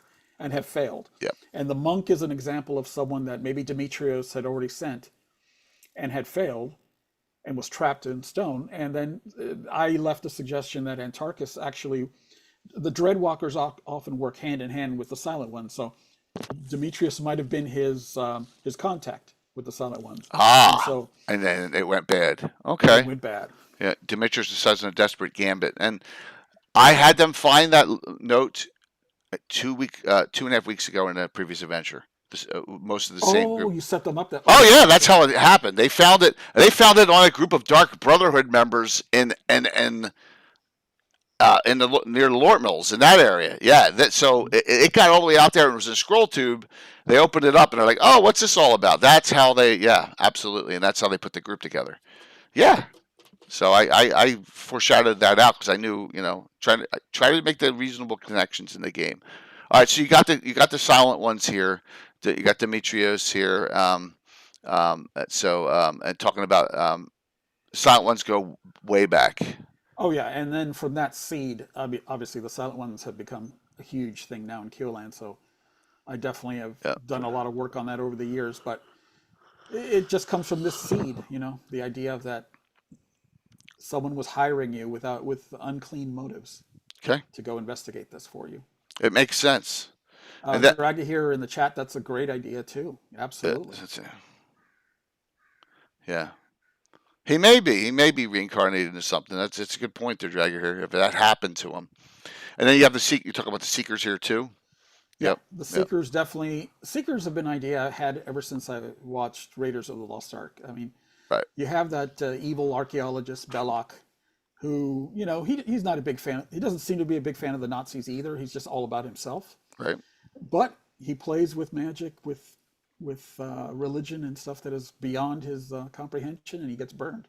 Literally, his face melts off. So I like the idea of these Seekers, but I did take, he would have been an example of kind of a bad Seeker, and there are definitely Seekers who are not as dark as that guy. And here is, go ahead. Here's your development of Baltrin, right? Yeah. So, yeah. So Baltrin as a Soul wizard would look Soul, obviously blonde, right. But I also decided that he was kind of a patrician. He was of noble birth and had good training and had perhaps he's a 16th level mage in the module, so he's, yes. In old school 1E, that's a high level character. That's one step below Circle of 8. Exactly. So he would have been really important in Keoland, not just some average no-name PC. He would have been really important. So I pumped up his backstory. I even had him as a competitor for the court mage of the kingdom, and that ends up being Lashton, who's mentioned in the GDQ 1 through 7 setup. He's the guy who hires you to go into Stiven and investigate that mystery. So I kind of set him up as kind of this almost like these Lovecraftian protagonists who end up trying to mess with the dark powers and end up getting burned. So he ends up trying to summon and control this spirit of the swamp, Nakimus. Yeah. But in the process ends up just ripping a hole between the universes, between the plane of ooze, and that green light is actually light coming from the plane of ooze into the power elemental plane. Everyone, prime material world, yeah. Yep, which is a neat thing. Now you can seal it. Basically, it's based, I think, on 32nd level mage, so there's a chance. But if you do that, then all hell breaks loose, because all of every single within 100 miles lizard man 2000s are kind of, because they worship that light now. Yeah. So I was asking Curtis earlier in chat if you had used that yesterday as a setup, because I missed the beginning, because I think the module kind of suggests that you're on a time limit. These lizard folk are coming 100 every hour or 100 every few hours to kind of start to surround the place, and if you don't accomplish this mission and get out of there soon, you may not be able to get out. Yeah, well, what happened was that Antarctus never got the message off, because the Eagle went around and Antarctus came out because there was two guys. Like I said, two of the players were in the courtyard by themselves. So the fighting's going on the top. Everyone's tied up. Fritz and Erebus are on the side fighting the twins and the thief. And the half-orc Borg, the Sly, he's like, I'm going to take these stupid asses out down in the courtyard. He goes out, the Eagle comes out, and then he comes out in his Hierarchosphinx pincer, and then the monk punches the frickin' Eagle and knocks it out with a stun, 5 greater roll to hit. I was like, you got to be kidding me. So the message never got off. Nice. Yeah. I mean, when have you seen an adventure with a Hierarchosphinx? That's the only one I know of. That's the only one I know of. And that's a cool thing, man. That is a cool thing. Yeah. Yeah. When you ran it, the players did dispel the beacon? Oh my gosh. That's funny. I like to hear did you run Tomb of the Lizard King with it too? That's another question. Yeah. So I ran Tomb of the Lizard King for my 1000th adventure, if you remember, a couple summers ago, right? Actually 2 summers ago. So I've run that and this now within the last 2 years. So yeah. And I was going to run this adventure at Founders of Legends, and you convinced me to run Tharizdun instead. So yeah, because Gygax, you got to go with the Gygax. Yeah. But this one would have been really great. But I would have never had as much good terrain as I did, here in my house. So all right, so there's Baltron. No one knows. You can as a DM or in your campaign, you can play up whatever has happened to him. You can bring him back. I mean, I actually forgot to mention that I also left a suggestion to my players that his keep back in Keoland, in northern Keoland, was now abandoned. So that's another adventuring location that you could exploit. So what you should do is let's find a spot on it and put it on his map. Yeah. Right, Anna? Definitely. We should put Baltron's Tower on the map. That would be a great adventure. Hang on a second. Don't we have Baltron? No, not his tower. No. Well, that's his home. That's the Yeah, how far away is it from? It's northern Keoland, so it's near Grand March. It would be close to Nile Draw, near the Shalimar River. Yeah, Baltron speaking. We need to. Baltron's Tower, right? It would just be Baltron's Tower, correct? Or you got, or maybe Gary, maybe you should have a name for it. Yeah, probably not just a tower, but somewhere up here. Yeah, Gary, we need to. That'd be awesome to add that. Yeah, that's a perfect idea. Yep. Mm-hmm. So there you go. Great idea. All right, all right. Let's do Lepter's here, and Lepter's the one who has the Quasit, as you saw last night. When the Quasit dies, he loses a lot of defenses. He lost a level. He got blasted by it. So, yep. And he's a seeker. Those benefits are he's just an aspirant. Oh, he's an aspirant of the Seekers. Okay. But he really hasn't accomplished anything. That's why he kind of hooked up with Baltron, because he was like, I'm going to ride his coattails to fame and fortune. Right. But Baltron was actually a little greedy. He actually sent him away on a mission and then did the experiment, which blasted the tower. So Leptor basically was left out of the glory of that. But then, of course, he also survived because he wasn't there. So he actually came back and then started to investigate. And, in the middle, what I like about this module is he doesn't know everything. He doesn't know what's going on in all the rooms. What was really cool about this, he's out on that front, throwing down, blasting a couple of the guys in the courtyard. Once Antarctus shows up fighting the courtyard, he goes back inside and prepares the defense. The really cool thing about the way this adventure is set up, it's only 3 of them inside. I don't count the Quasit. Him, Vern of the Were-Tigris, and then Hardrak, who is cursed and charmed by him. That's it. But they have the carrion crawlers, they have the mimic, the killer mimic, and they have these vampire mists all set up as a trap when they come in. So I like it that they preset this up, and there's a portcullis down, and Rob Phantom's in there, and they're stuck on the other side of the portcullis because in that room fighting all that stuff, and I'm just blasting them. Cones of cold, ice storms. I'm just brutal. Yeah. And then they retreated back, went up another flight of stairs. The fight's going on, and then for some reason Tim stays down. He's searching because they're out of healing stuff. He's looking for potions or something. And the Quasit tries stinging him, and he critical hits and kills it. And that's when things went a little bad there. So yeah, you finally got to use your Hailstone spell too there. So that was a fun part. I always liked the idea suggested in the module that he was also having kind of payroll problems. Absolutely.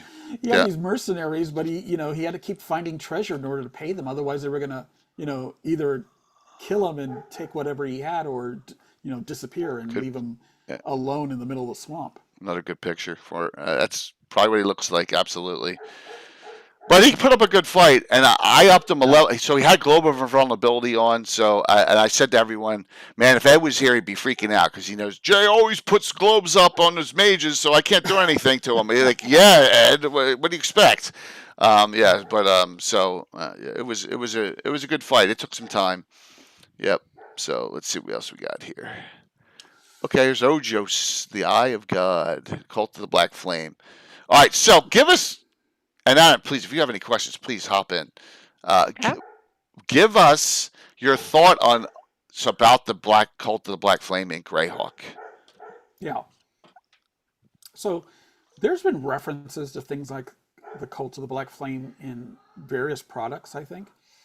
And I just kept thinking, wow, there's a lot of synergy here, especially when you look at the backstory of things like the Crystal of Ebon Flame, the artifact. Mm-hmm, yeah. And I thought, okay, this is how I'm going to tie them in. This essentially is a cult that has almost sort of a Lovecraftian interest in elder evils, the old gods, the things before the new gods came and swept away and reorganized the multiverse. Thank God you didn't connect it to Tharizdun. I commend you.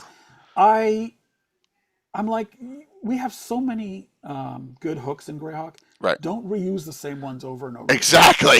Yeah. It's perfect this way. Yes. If I was writing Expedition to Greyhawk Ruins, I would not have used Igwilv. I would not have used Robo. You got to stay away from some of these characters who are so overused that their use actually becomes almost boring, almost trite. So it's like, let's create some new stuff like you have in Altamira.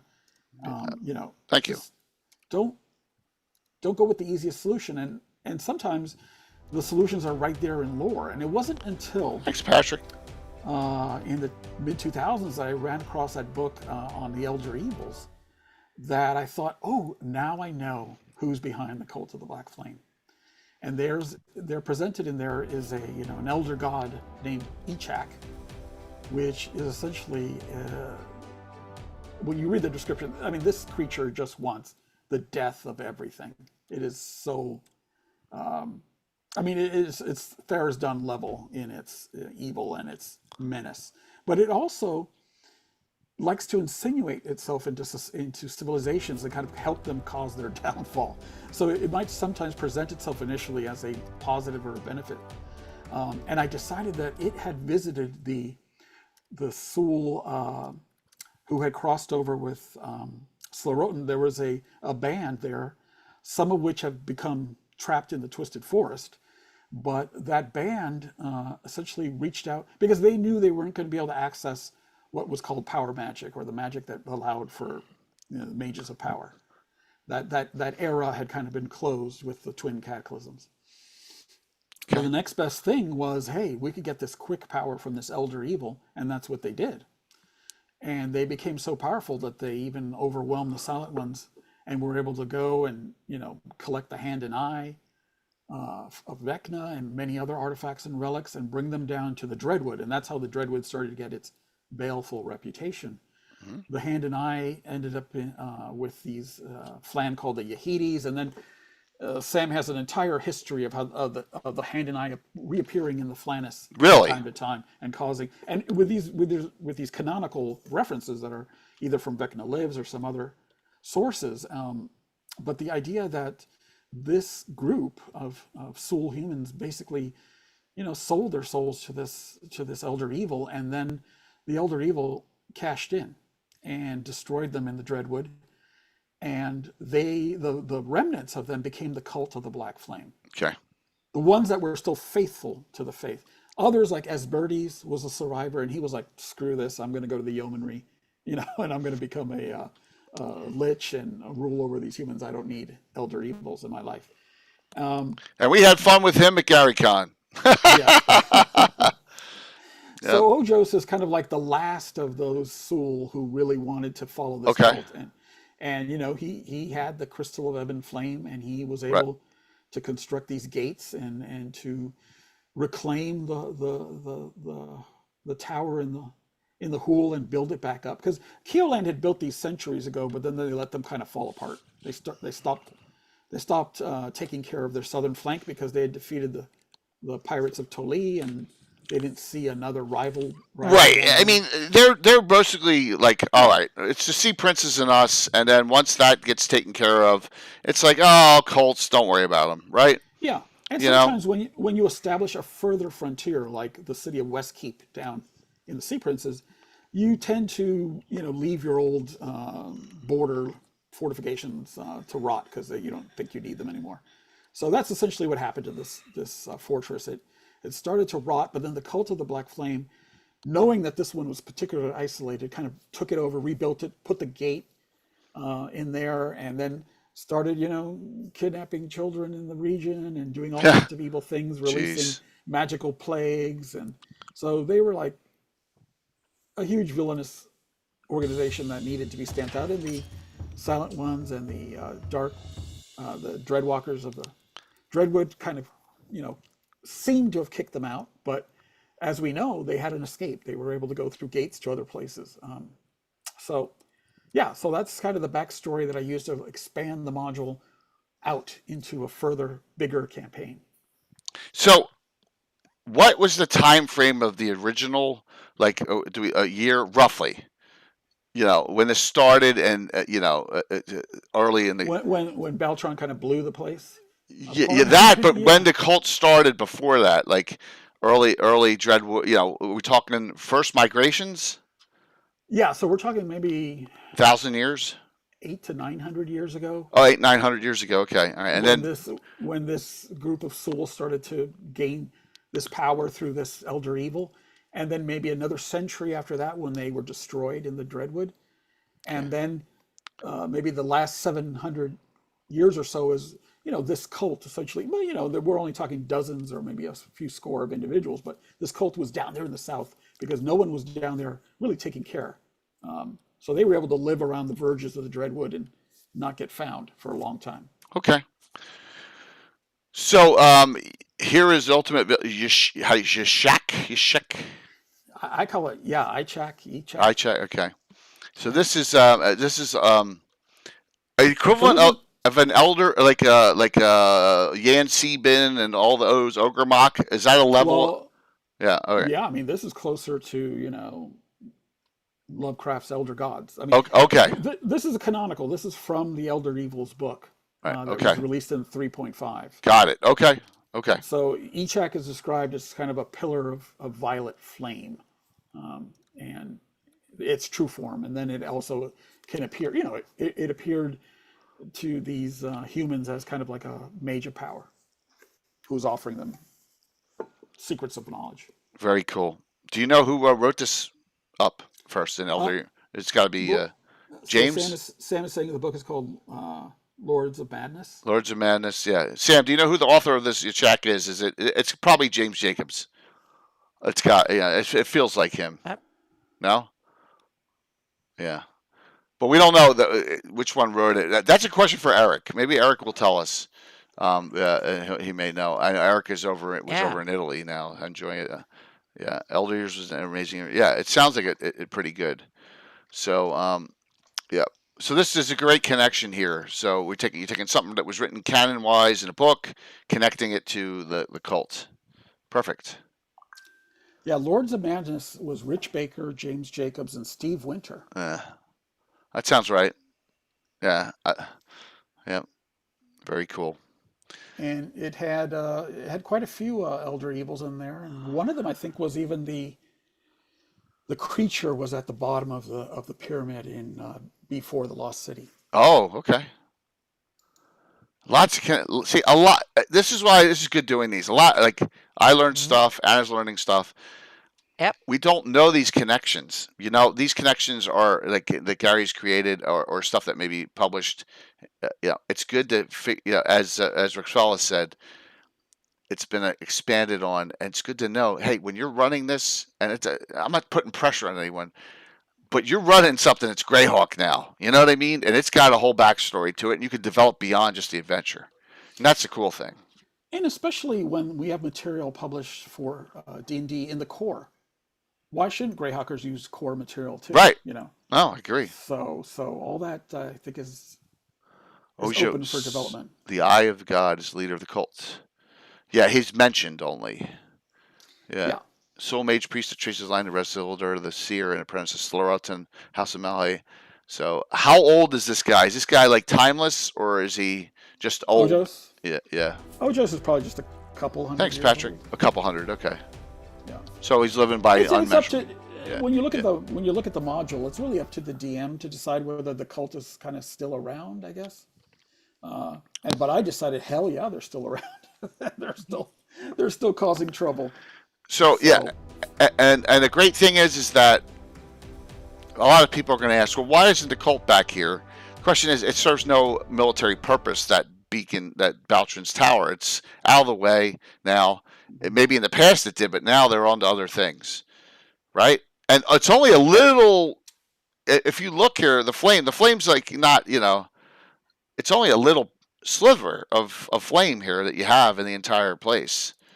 Right in that one, right here on the side. That's it. That's the only place the flame exists. So, yeah, to make the seeds. Thanks, Fuzz. Thank you all. Thank you for the support. I really appreciate it. So it's like anti-fire. It's yeah. Once you touch it, it's gonna husk you till you're dead. So yeah, it's bad. Mm-hmm. Yeah, I made Brett's character. He's playing Erebus. He's trying to get the seeds out. I'm like, I want you to make a straight up dex roll. If you roll over your dex, now I said you can use specials, but if you roll a 20, you accidentally touched it. Ooh. And so he was all nervous. So he did that because you can't stop it. You're dead. So he had a 120 shot of dying right there, but he survived. So, yeah. But Ojo's rebuilt the fortress, began Baltron speaking over a century ago. While it's true the children were being kidnapped by the cult, the actual purpose was far more disturbing. So it's looking for individuals with the blood of Malhel in order to reconstitute the house and build its might, so when they resume its rightful place as rulers of the soul people. So he's thinking long-term big game here. Yeah. He's thinking that. That's awesome. So Anna, I know you're absorbing it all in, right? Oh yeah, this is good. Yes. Yeah, I like it. You didn't expect this level of cool, No, this is up my alley. I love it when you get into ancient lore and you get connections, world building stuff. It's fantastic. Yep, absolutely. So go ahead. So I hadn't finished this little booklet yet, but if you go down further, you'll see I was kind of playing with the pre-gens. I know you didn't use the pre-gens yesterday. No, I didn't. No, but I one of the things I always love is using the pre-gens and putting them into Greyhawk more firmly. Yeah. Right. One of the things Eric and I did, one of the first things we did was look at the pre-gens, such as the ones in Isle of the Ape, which were very high level pre-gens. Right. And so I put, essentially I suggested that, Warren Starcoat become a member of the new Circle of Eight. And, it was like, yeah, why are we wasting material that Gygax already gave us? These guys are like almost 18th level. They're important. Yeah. And that is, that's, and even if you don't use the pre-gens in the adventure, you could just take the descriptions and the class and stuff and recycle them and use them as NPCs somewhere else. Oh, 100%. To this day, I still have Funk and Hottie Peak from G1 in my campaign. Yeah. I mean, just with us, imagine Fritz was not on this adventure. It would be not the same. You know what I mean? In my game, having the personalities, having Fawnal in and having Maram and Tim DeTruly and Rosie and Ravalantar himself, Ed's character, all there. I mean, and, Robs and Stars and Rachel from Marquee, having them all play their characters just ties it all into the campaign I built, Yeah. I can see where that would be cool, especially in a con. Maybe that's the way to go, right? In a con setting. A lot of time. Yeah. But in a campaign setting, man, you really want to take advantage of that. So now we have someone yelling, "Shut up!" Real high, and "Shut up, Fritz!" Halfling. So. Yeah, so that's a cool thing. I see you starting to write up some of these. I made him at 9th, right? Yeah. All right. So here, I'll give everyone some secrets away real quick here. The twins, I made one a female, one a male. They went from 3rd to 6th each. Boris the Sly, the Thief, he went up to 7th. Boris the Baffler, who was very disappointing, he went from 3rd to 8th, but he still was useless. The Cleric went up, Rothgar Red Mace went up to 8th. Antarctis Giant Bane went to 11th. I changed the Bloodhawk to a Giant Eagle. And that was about it. Souped up the Hierarcher Sphinx and hit points in the Warg, his Warg pet, a little bit. And Leptor, I made 12th, 11th level, but 12th because of the Quasit. Yep. So those were the changes I made. Oh, and that makes sense because your spin on 1E plays a little hotter. Yeah, it does. Yeah, absolutely. Yeah, so, absolutely. Mm-hmm. And plus, I had seven or 8 characters.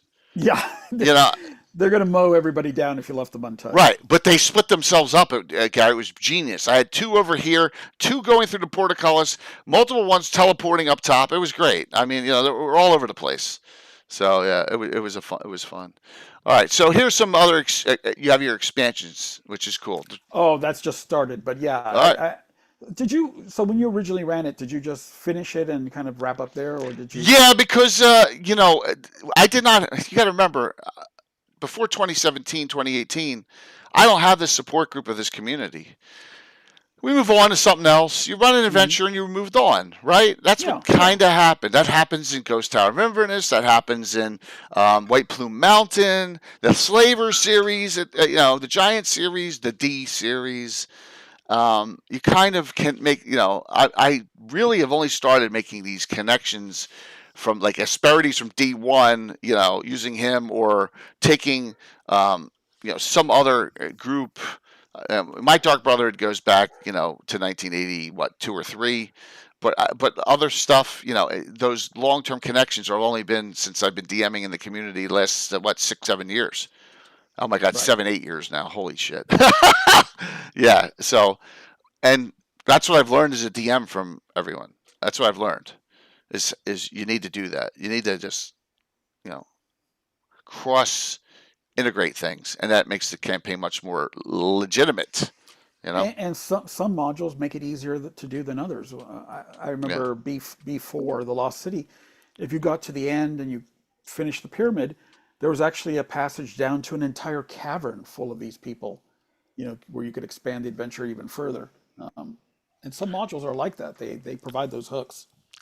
Now, I don't ever take it to the level that Malden does. He took the entire D3 map, and they have a whole group where they're adding in all those, areas. You can, that's an entire campaign setting in itself. But I try to make the interconnections between, what the storyline and, good guys, bad guys, to continue on in the future. So come on, Anna, you gotta have a question or comment for Gary. Oh, I just say I love this concept. So I hope you do it with more adventures. And also, what part have you not included yet in this document that you want to teaser to? Well, I was just joking with someone earlier. I thought it might be fun to do a line-by-line rewrite of the entire module and present it as a Greyhawk version. I don't think that's legal, so I'm not. Plus, it is a lot of work. But if you rewrite it line by line, I think it is. Yeah. If you're not, yeah. Mm-hmm. Oh, you mean? Well, I meant, that's basically what they did with Osric. They took the whole first edition AD&D and rewrote it line by line. But did they? Well, I guess my goal would not be so much as to change the rules, but to Greyhawkify it even further. So yeah. I don't know and give it away. That would, I think, most definitely be legal. And I'm not. And since I live in the US, I have to say I'm not a lawyer, so this is not legal advice. But legal advice. Mm-hmm. I mean, we essentially rewrote the Isle of Dread in the Pazohawk era and put it in Greyhawk and gave it a Greyhawk background, made the natives Oldman, and we did a whole bunch of changes, and that was legal for sure because we had obviously Pazo had the license to work on. Yeah, but if you give it away, then I don't see any reason why it's not legal, because then it will be under the fan creation rules. So, Gary, here's my suggestion. I would prefer you do this, and then let the DMs make their own tweaks. Yep. Well, I mean, for sure, that's where you can economize a little bit, Right, and then you don't have a headache. Of rewriting the whole thing. And also, this is like the world building aspect and the Greyhawk connections. I love this. Right, absolutely, 100%. Modules. I love this better than a rewrite. This is 100%. 100%. I would love to have this. Every adventure should come with this. Yeah. And I've only read it like and I could 10 see minutes doing now, this for Lizard King. Oh, absolutely, Tomb of Lizard King. Isle of the Dread, and there's a bunch of. There's even White Greyhawk Plume modules. Mountain and a few others that are. No, I think the one I think is Ghost Tower of Inverness needs it. Oh, I really think that one needs it. It's very, very disconnected to Greyhawk, and it should be. And also, Gary, go out on a limb or two more than don't take a few risks here and there, make a few kind of cool turns on things, or make different suggestions that you can do this, you can do that, and stuff. I definitely want the last few pages of this to definitely talk about those kind of things. Maybe what modules to run before and after this one. Yeah, that's a good idea. How to set up a campaign around it. What jumping off points you could have from it. You could talk. I could look at Anna's map and talk about the different locations around there and what possibilities are for running stuff nearby. So. Absolutely. Add plot hooks or DMs to expand. Yeah, I mean, and that's what this Expansions and Mysteries is that Gary had just really started on. So I'm shocked, Gary. When you said you had a surprise, I didn't realize it was going to be this detailed. So I really appreciate it. Well, July 5th came really fast. So I was like, how much time am I going to have to do this? Yeah. But I was like, oh, it's coming. Yeah, so, it's definitely, very much appreciated for every, and like I said, a lot of stuff that happens, and it's all because of the way Gary's style was early on. There's not detail. There's not, and I'm not saying you need to have detail in everything. I think too much detail may be a bad thing, but enough. I totally agree. Enough detail to connect and go in different directions. Yeah. I like the early modules. I would just add a little bit more lore and flavor, but not like the modern modules, which read almost as novels. Right. They are very scripted. The story is very detailed, and the PCs almost feel like they're spectators or watching a movie. Yeah, you don't. The last thing you want is. And this is not a bash on Ed. Everyone tells me that Forgotten Realms has that more scripted feel to it, right? Because your characters are your characters. It's tough for them to be the heroes in the campaign because there's so many. There's 30th level Harpers running around. Do you know what I mean? But in Greyhawk, characters can elevate up at like 9th level to be heroes. I mean, that's the way I feel about it, so. It's one of my criticisms of the Greyhawk Wars, because I feel like a lot of those events, especially the events, maybe, things like the Crook of Rao retcon, those should have been modules. Those should have been things PCs did. I agree. That's why it would have been fantastic. Yeah, well, it'll be linked again, Greg Elstrin. It's a free it's free, so we'll put the link in again. I know a lot of people are coming in late here, and thank you. By the way, we were the top stream on a Saturday evening for 8+ hours.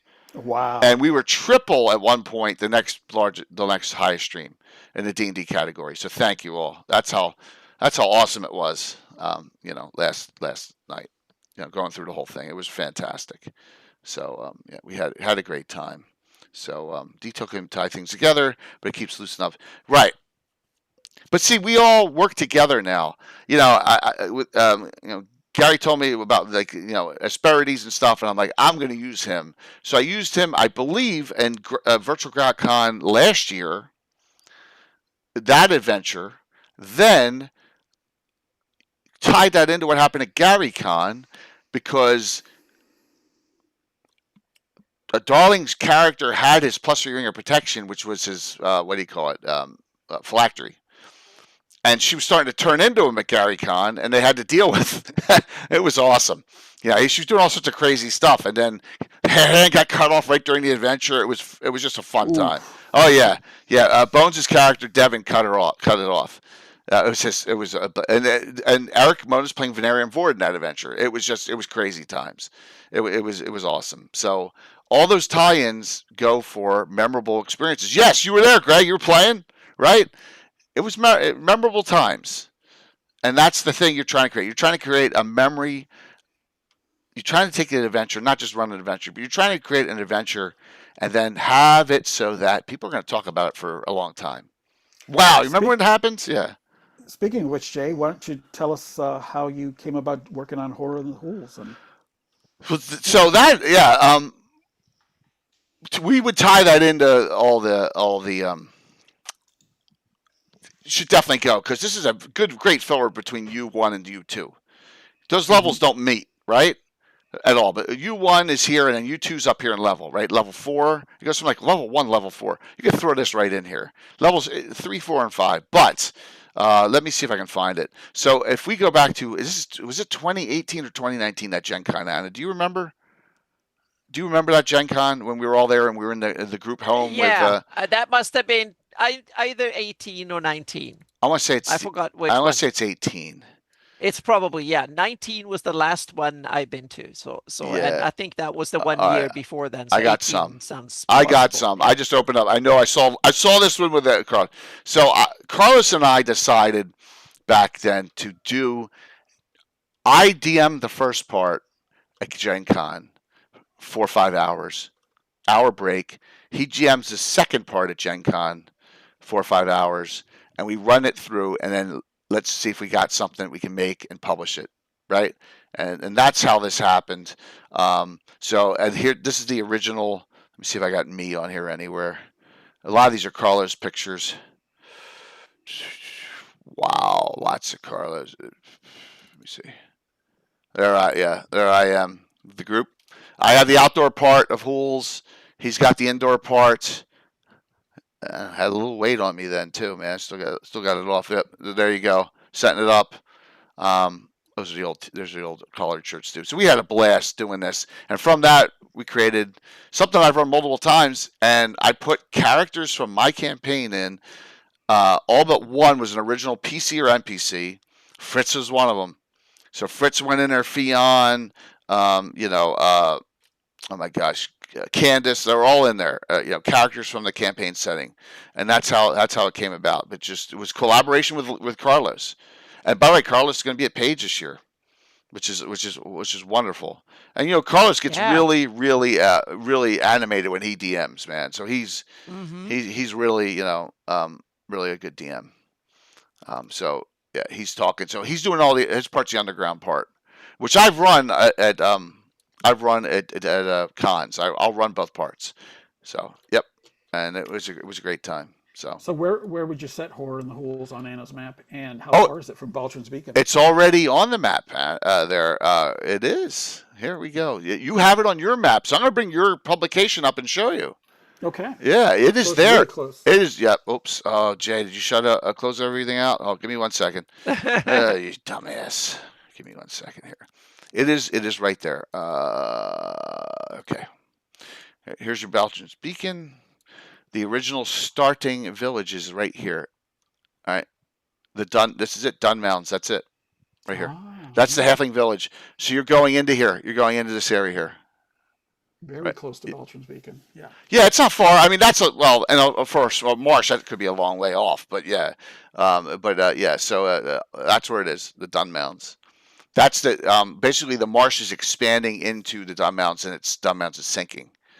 And so you have to figure out why and save the Halfling village. Yep. So you could run it before. 100%. It's for levels 3. It says 3 to 6 on the event. It's 3 to 5. Yep. Ding, ding, ding. Yeah. So that's another connection. I still say run the U series, run UK 2 and 3, right? The Sentinel and the Gauntlet, get them in there. They're great. And that's not too far away. And then run. I guess I don't know which one of these two I'd run first. I think I'd run Tomb of Lizard King before I'd run Baltron's Beacon. I think I would, even if it required a little adjusting. Yeah, I like Baltron's Beacon afterwards. Because it also puts the fear in the players of the dangers of the marshes and the lizard folk. Yeah, I think that's a good connection here. Let me get to. I know I have them all here. Yeah. Well, that's levels 5 to 7. And this is 4 to 8. So this is 4 to 8. I mean, my gosh. I can't imagine fourth level characters getting. No. That would be ridiculous. Like I said, that's why with levels 4 to 8, I made it for 8 to 9.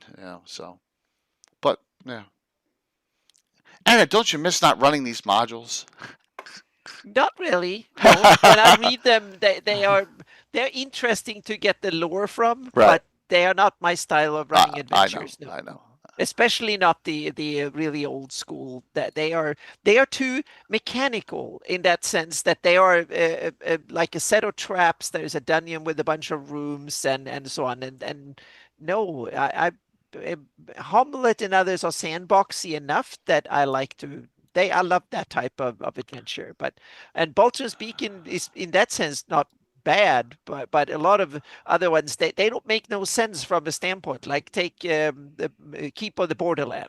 It's just a bunch of rooms full of stuff. Well, that's a basic adventure. Exactly, but meaning that but it's to me it's like that's not the world. It's not it doesn't make sense.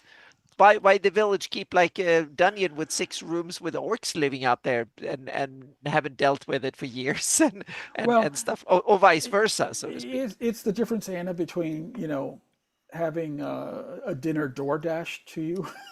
Exactly. Yeah. But also exactly. I don't. So, I think Keep on the Borderlands is like someone giving you a box of Hamburger Helper and telling you. Yeah. And to me, and also when I started playing the game, I loved it, and now I don't. But I also understand. It's the same thing with classes. I don't like to use them, but I totally understand why the game is built around them. And they are useful and a great addition to the game for most groups and most players. And the same thing with a lot of these dungeons, because if you run it as a game, they make perfect sense. Right. And if that's the primary goal is to overcome the obstacles and so on, and then have a little bit of story, so on and so forth. But the story is like, oh, we slew this monster and we got bashed by that one, etc., and so on. Then it makes perfect sense. Yeah, well, that's what old school was. A real old basic era. That's what it was. And that's okay. There's nothing wrong with it. There's a whole bunch. There's a whole bunch of DMs out there who don't use modules at all. Yeah, and also, but I think that's one of the strengths with the hobbies is that you can play it in so many different ways. You can enjoy the hobby in so many different ways. You can even enjoy basically the same game in a lot of different ways. And that's why there have been different edition that caters to different, you emphasize different aspects of the game, so to speak.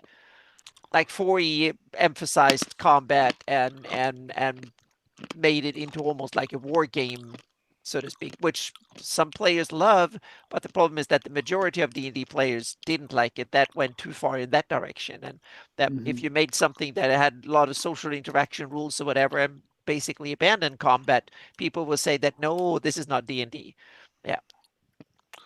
Yeah, and you said that there's some that don't run modules. Yeah. On Facebook, and everyone knows this on these groups, like Will's group especially. There's nothing wrong with this. There's some that all they do is run modules. Exactly, and there's nothing wrong with that either. Yeah. Which is okay. In some ways, I envy DMs and groups that do that because, to be honest, my prep to game time is 100 to 1, which is probably the worst in D&D history. But thankfully, I turned it into my career to over prep, so to speak. So I'm the chronic over prepper who at least make a little bit of money on my over prepping. Yeah. And his prep requires gigaflops of computing time. Exactly. Meaning, come on, I'm add to the greenhouse effect of the planet by over prepping here. So it's bad. So meaning I can totally see all the errors in my way of playing the game, which is probably way worse and dysfunctional for most people, so I can't recommend my way of playing the game. Yeah. Not all DMs are alike. Yeah. No. Not all DMs want to put their stamp on the material. They want to just run, off the shelf material, and there's nothing wrong with that. And then some people love to heavily customize everything. Now, one of the reasons I like to customize things, especially back in the 80s, is because sometimes your players would buy the module and wouldn't tell you. And so if you ran it straight up, they would avoid the traps and avoid the Yeah. difficult things. And so you're like, if I change it up, then it's useless to them to look at the adventure ahead of time. So and everything's an evolution, right? I mean, we were always looking forward to the next great adventure that came out. You know, I remember getting Ravager of Time for the first time. I'm like, oh my God, this is going to be rough. Oh look, there's these great monsters in here that are in Fiend Folio. I'm shocked they incorporated them in the adventure. I kind of get the same feel with Belgian Speak and a lot of the other ones. And then second edition, things changed a little bit, man. You got the black bordered adventures, and you had to figure out where you were going to put it. And it was just like, it just. And then, I never made it into third edition. I can't remember. Like, I ran a couple published adventures from Dungeon, back converted them, but didn't have. You never ran any of the adventure paths. I've done parts of Age of Worms as pertains to my campaign. Two bits of them, like the one that is right south of right near Greyhawk, and the keep Anna has. Let me bring the map up here. Oh crap! Did I close the map too? You dumbass! I closed out way too much by accident. Anna, oh gosh, anyway, it's gonna drive me crazy now. You mean Keep on the Borderland? No. From Age of Worms. The early town. Yeah, with this one. Here, I'll show it to you. It's right here. Drudge? Age of Worms. No. The Age of Worms adventure right here. It starts right here. Blackwall Keep. This one. Okay. Where you go into Miss Mars and all the lizard men are being mutated with all the worms in them, right? Yeah, that. Okay, Darling is live. I don't see her on my list at all. It's weird. She's not on my list. It's just strange. Yeah. So. Oh God, I don't even remember who wrote that one. It's like an early one. The lizard men are trying to overtake Blackwall Keep, but they're being corrupted. It fit into Baker. It fit into my what I'm doing in my campaign, and so I ran it. I ran it. They had to go into Miss Marsh and take care of. I put so many freaking adventures in this damn Miss Marsh too. Marshes are great, right? So. But those adventure paths I can't. It's just no. You saw. So a couple weeks ago, I ran this adventure, Halls of Lilith Shabbath, which was insane. The levels. 5 weeks was I was ready to blow my brains out after 5 weeks, and I'm running Gazumba as an NPC in this. It was so nasty, Gary. But that's like I don't want it to become a slog. I don't want it to become that, And it was so if you keep it short and move on to new material. Yeah, absolutely. That's why my guys it's short attention span theater. And it is kind of for me, that's why I love doing it with all the other groups of people and players, on Saturdays. And I got this, I ran the Academy game last Thursday night, just trying new things, trying different things. So, yep. You get all the table talk, which is fun. That's it. Yes, it can be, or it can be a little. Turn the mic off, because you never know what you're going to hear bodily functions, at my house. So, do you always have any questions? So no, I think did we cover it? Yeah, I think we covered the topic. So I run I run 1E2E or Xana calls 1.J with all my modifications, but it's a 1E2E base, and that means that second edition classes that I utilize are back converted into 1E rule set. They all have their own spell lists. They have their own special abilities. So like an elementalist, I have spell lists for all of them. Yeah. So, yep. Sorry, game D&D situation. Shooter density material, present investigation, and social measures should be nonlinear and should have. It's a lot. It's a lot, but a lot of DMs just don't have it in them. A lot of people just want to come home from work, DM, kind of look through the material in the adventure, and run it for their friends to get them together. It's like a card night with friends. And it's nothing wrong with that. It's not unusual for one person in the adventuring group to become the forever DM. Yeah, well. I thought that always happened. Yeah. No. You just have the skills, for it. And well, that was mine. And also, in some ways, I enjoy playing as a DM more than a player. But on the other hand, I also suffer from it because it's so bad. So when I do, I want to prep a long time. But I prep a lot of times, but over time, I get a lot out of it, so to speak. And then I had to turn it into a career as a motivation to actually do it, keep doing it. Yeah. I mean, I do sometimes feel sorry for these people who have DM'd for 40 years and then they DM people who have also DM'd for 40 years, because then you have these backseat DMs who are always criticizing your rules takes and you're like, So, Gary, God, don't anyone repeat this. Okay? It's just going to be recorded. Is it? It's okay. Not as I say. It's okay. Yeah. I have so I enjoyed when Greyhawk Mike played his basic game, Sea Prince's game at Gary Con, man, and I got to play the mage, and I'm flying around, and I'm saving the damsel, or everyone else is getting killed by the froggy myth. That was awesome, right? But a lot of people go, well, why don't you go when you go to these cons? Why aren't you playing in these games with all these legendary people? And I said to them, I'm not a player. I will play, right? Yeah, Gary. It's a different form of enjoyment of D&D. Yeah. Right. but I do like to play too. It's not that I really do. But also I'm also, and that's the interesting thing. I'm not 100% sure that I would really like to play in my own games, because I have one taste as running games, and I have a much broader taste when it comes to playing in games. I've played in all sorts of games and really thoroughly enjoyed it. And since I can't play as a player in my own games, I'm not 100% sure I will actually like them. But when I'm playing running games, I'm very anal. I want to run a certain type of game, and I want to, because that's what brings me joy, so to speak. It's the world building, the kind of the world immersion style, so to speak. Well, when you're the DM, you're the storyteller. I mean, kind of, but I don't feel. I feel like I'm more like providing the canvas. That's my role. In the best campaigns, it's a collaboration. Yeah, exactly. But my role is provide the canvas, let the players start doing the ingredients, and then the players start cooking with it, and then I decide the heat or whatever. But I totally see Jay's side too, which is sometimes when you're a player and you're a very experienced DM, you're like, oh, you're going to run it that way? You know? And that's why I never played in Greyhawk games until very recently. And I would never play in any other person, because I got so frustrated when they screwed up. Now I'm much more laid back, and I realize, okay, it's their Greyhawk. Don't get upset because they do it the way you. Yeah, absolutely. But that took a long time for me to learn that skill.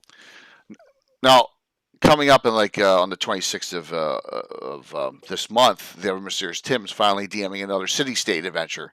Now I'm looking forward to that, because I've been playing in that for 35 years. With two, so that's not. I don't need to sign up to play in Stefan Picorni's game or Harold Johnson's game or Alan Hammock's game at GaryCon. Number one, I don't have time. I'm DMing 4 or 5 times. I'm running in 3 or 4 seminars. I got the talk show all night Wednesday. I just don't have the. You understand? There's only so many hours in a day there, and it's not pleasurable at that point for me to play in the game. So a lot of people ask, why don't you play more in games at cons? Now, I made a deal with Eric Mona at Page. He is running in our Slav Squad game on Friday, and then his Vecna Lives game, I am playing in that game right afterwards. So I am playing in Eric Mona's game at Page after that. So yeah. So there you go. So I made a little looking forward to it, because Eric has said multiple times when he ran it at GaryCon, there weren't a lot of Greyhawk people in it, so they didn't get it. They played and enjoyed it, but they didn't get it, if you understand what that means. And I'm like, well, I know we can get some people.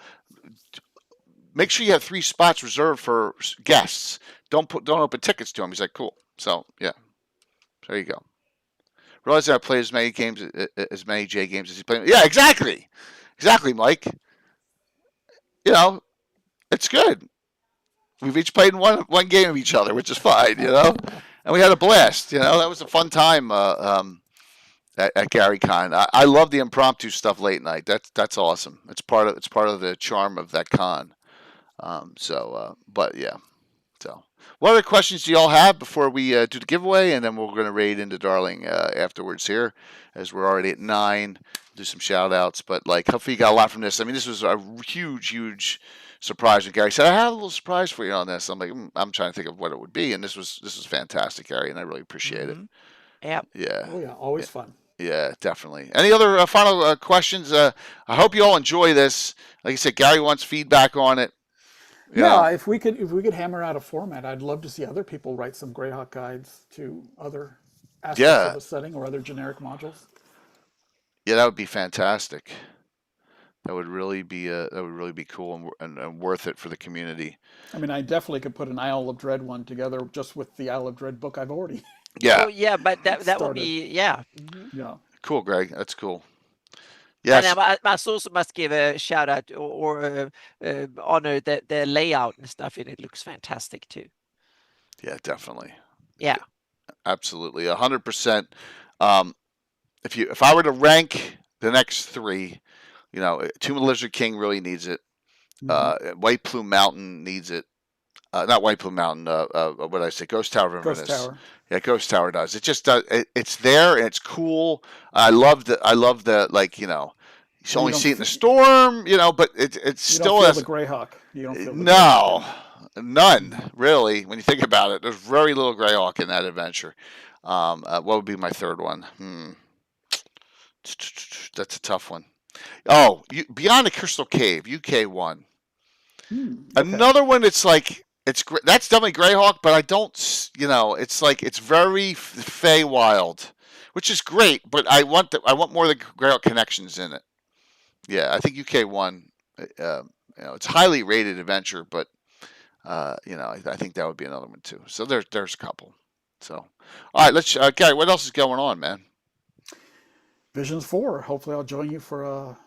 Cool! Yeah. Show for that really soon. All right, great. Oh wow. Yeah. That has an amazing amount of content laid out very similar to this document here. Awesome. But if you love drow material, you're going to get a ton of material on the drow. Excellent. Was it adapted 5e, Mike? That's cool. Yeah, so we're looking forward to that, Gary. Seeing all those great articles in that. Crystal Cave is Merlin. It's Tefari's, but it's a Greyhawk adventure. God, that's why I'd like to see a little bit more of what the connections actually are. Yeah. So. Yeah, I'll have to take another look at that one. Yeah. That's the one every day you're inside it, it's a year passes outside. Ooh. Oh, your God. Yeah. That could get nasty. Yeah, absolutely. That's a UK1, so it's a UK series, Dragger. I left my child in the village. Yeah. Now he's all grown up. Yeah. Anna, what's going on? Well, on Friday next, the 11th, I will have a hangout because I passed 1,000 patrons. So thank you so much. Oh, congratulations! So I will have a special Zoom hangout. So I will post the detail both on Patreon and in my Discord server. So if you haven't signed up for my Patreon, you can sign up for the free tier and then come and join us. I have room for 100 in the Zoom call. So I don't think but we may get 10 or 20 or something like that. But of course there will be like a chance to ask any question or whatever and tell me what I should do in the future.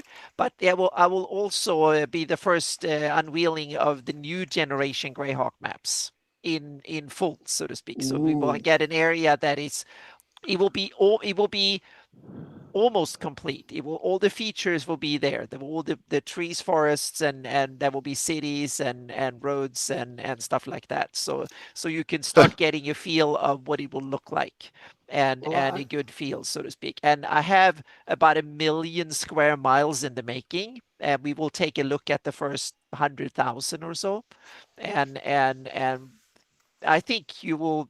Will blow your socks off. So I think that will be the highlight of it, so to speak.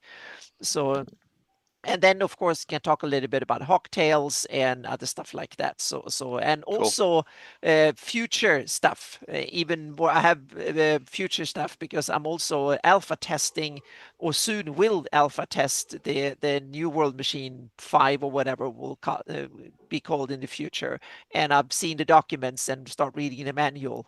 Awesome. That is cool. So we'll talk about that too, and then just hang out and have fun for a couple hours or as long as you want on Friday. So bring a beverage and some snacks and we can babble and stuff on it. So hang on a second. We need to, I post the link to my Patreon here so you can sign up and read the post and come in and we can have some fun talk photography and Greyhawk and stuff. So, yep.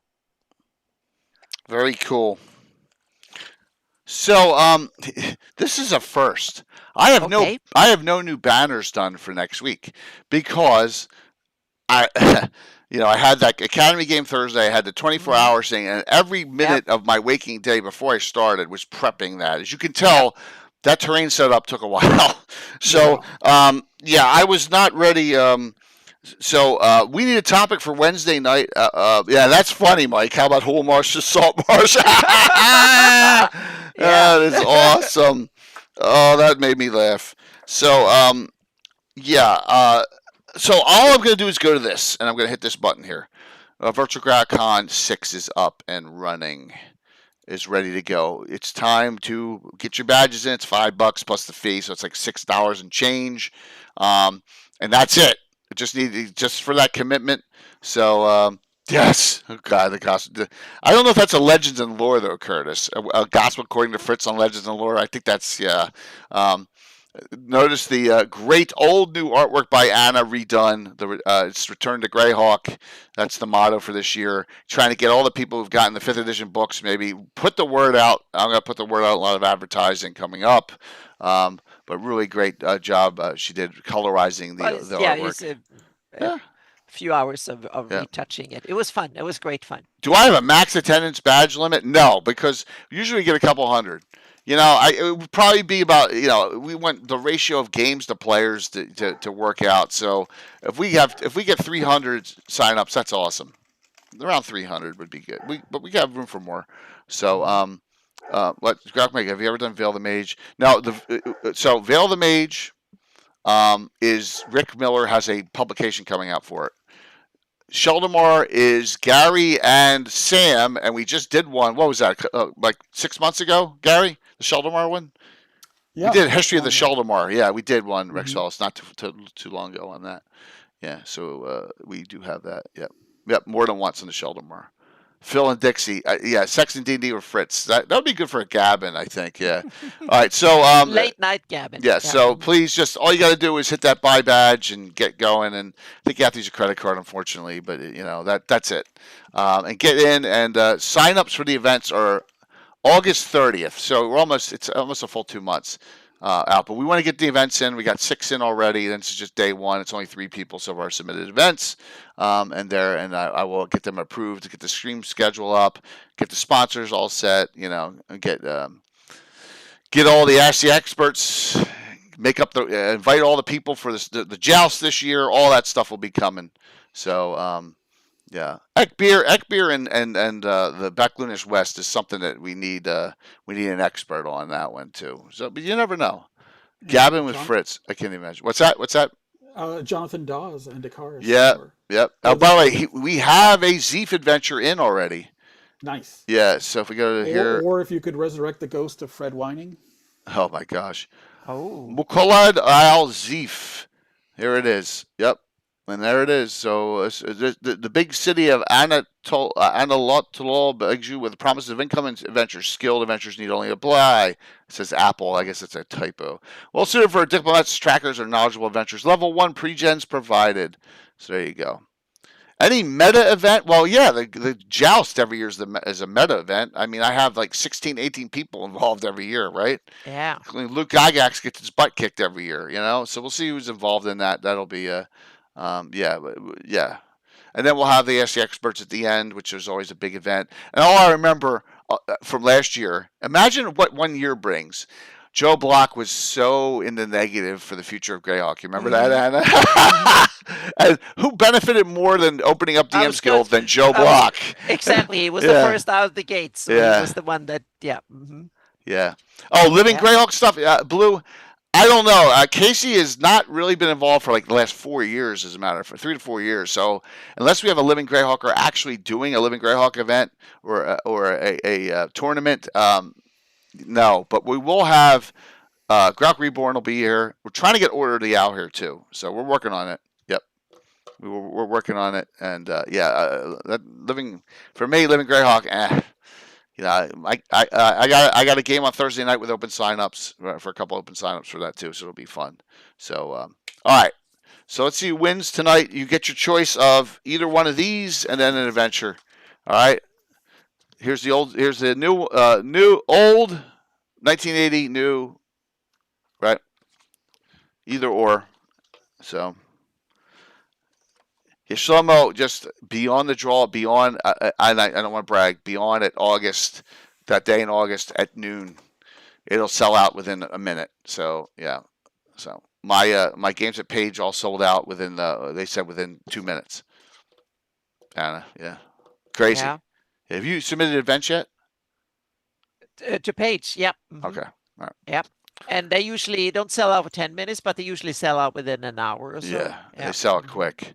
Here, August 30th. Not the seminars though. They're usually okay. August 30th at noon Eastern. That's the date event registration begins. Yeah. I will be 2.5 weeks after my last hip surgery.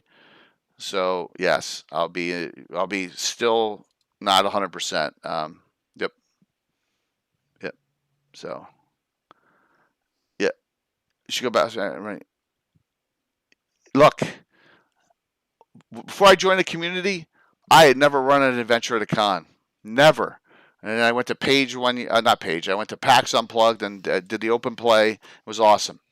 But just note, it's just something you got to do. You got to step out of the comfort zone and do it.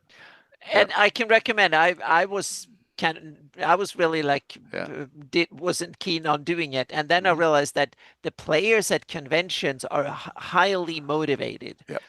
They love to go there. They spend money, time, and effort to attend, and they want a good game, but they're also willing to help and participate in making it a good game. So I'm very, very, I have a lot of positive experience. I've run like 10 games at conventions now, and 10 or 12 or something like that, and I've loved every one of them. It's been great fun. Yeah. Thanks, man. Thanks, Curtis. And thank you all that played. Thank you to all that participated. I mean, the hero points were flowing. Also note that whenever I do an event, like at Gary, I'll save them for VirtualCon. I'll do those. All streamers have the capability of that 5 lump gift subs at 35% off, but only so many times a year. I'll be popping them in. It was brilliant yesterday.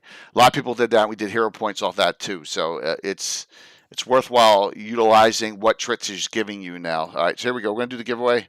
Let's see who wins. Coming up here. Alrighty, here we go. Where's my Streamlabs? Did I close that out? Oh my God. I'm talking to myself. The winner tonight is Baker.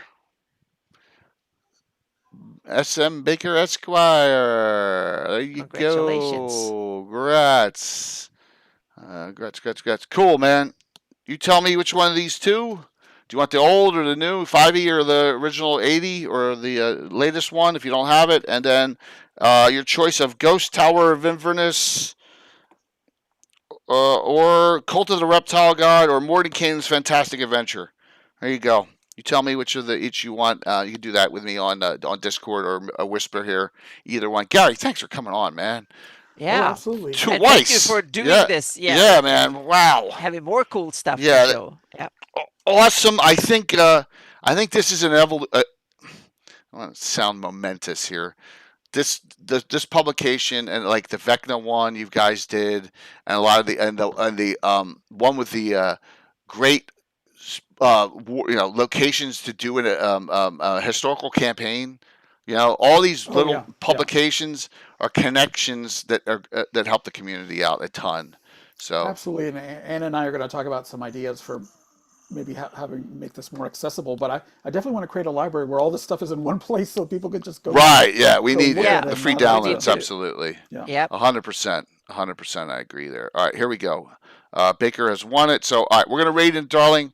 So I will see you all Wednesday night. We'll get a topic together for that. And then Thursday, I don't know what I'm doing yet. And then I may have a special game on Saturday. Don't know what I'm doing yet either. So that's all. Yeah. In between work and all the other stuff, I'll get that done. So thank you. See you. Have a good night. Tonight. Good night. Yes, I need to. Yeah. I got sleep, but I need more sleep. Oh, we're 20 followers away from 13,000. So if you do know of anyone who just ask them to throw us a follow, I would love to get to 13,000 shortly. So that would be awesome. And thank you all, like I said, for all the support. All right, darling. Let's get into darling here. Alrighty. Love to go in over 100.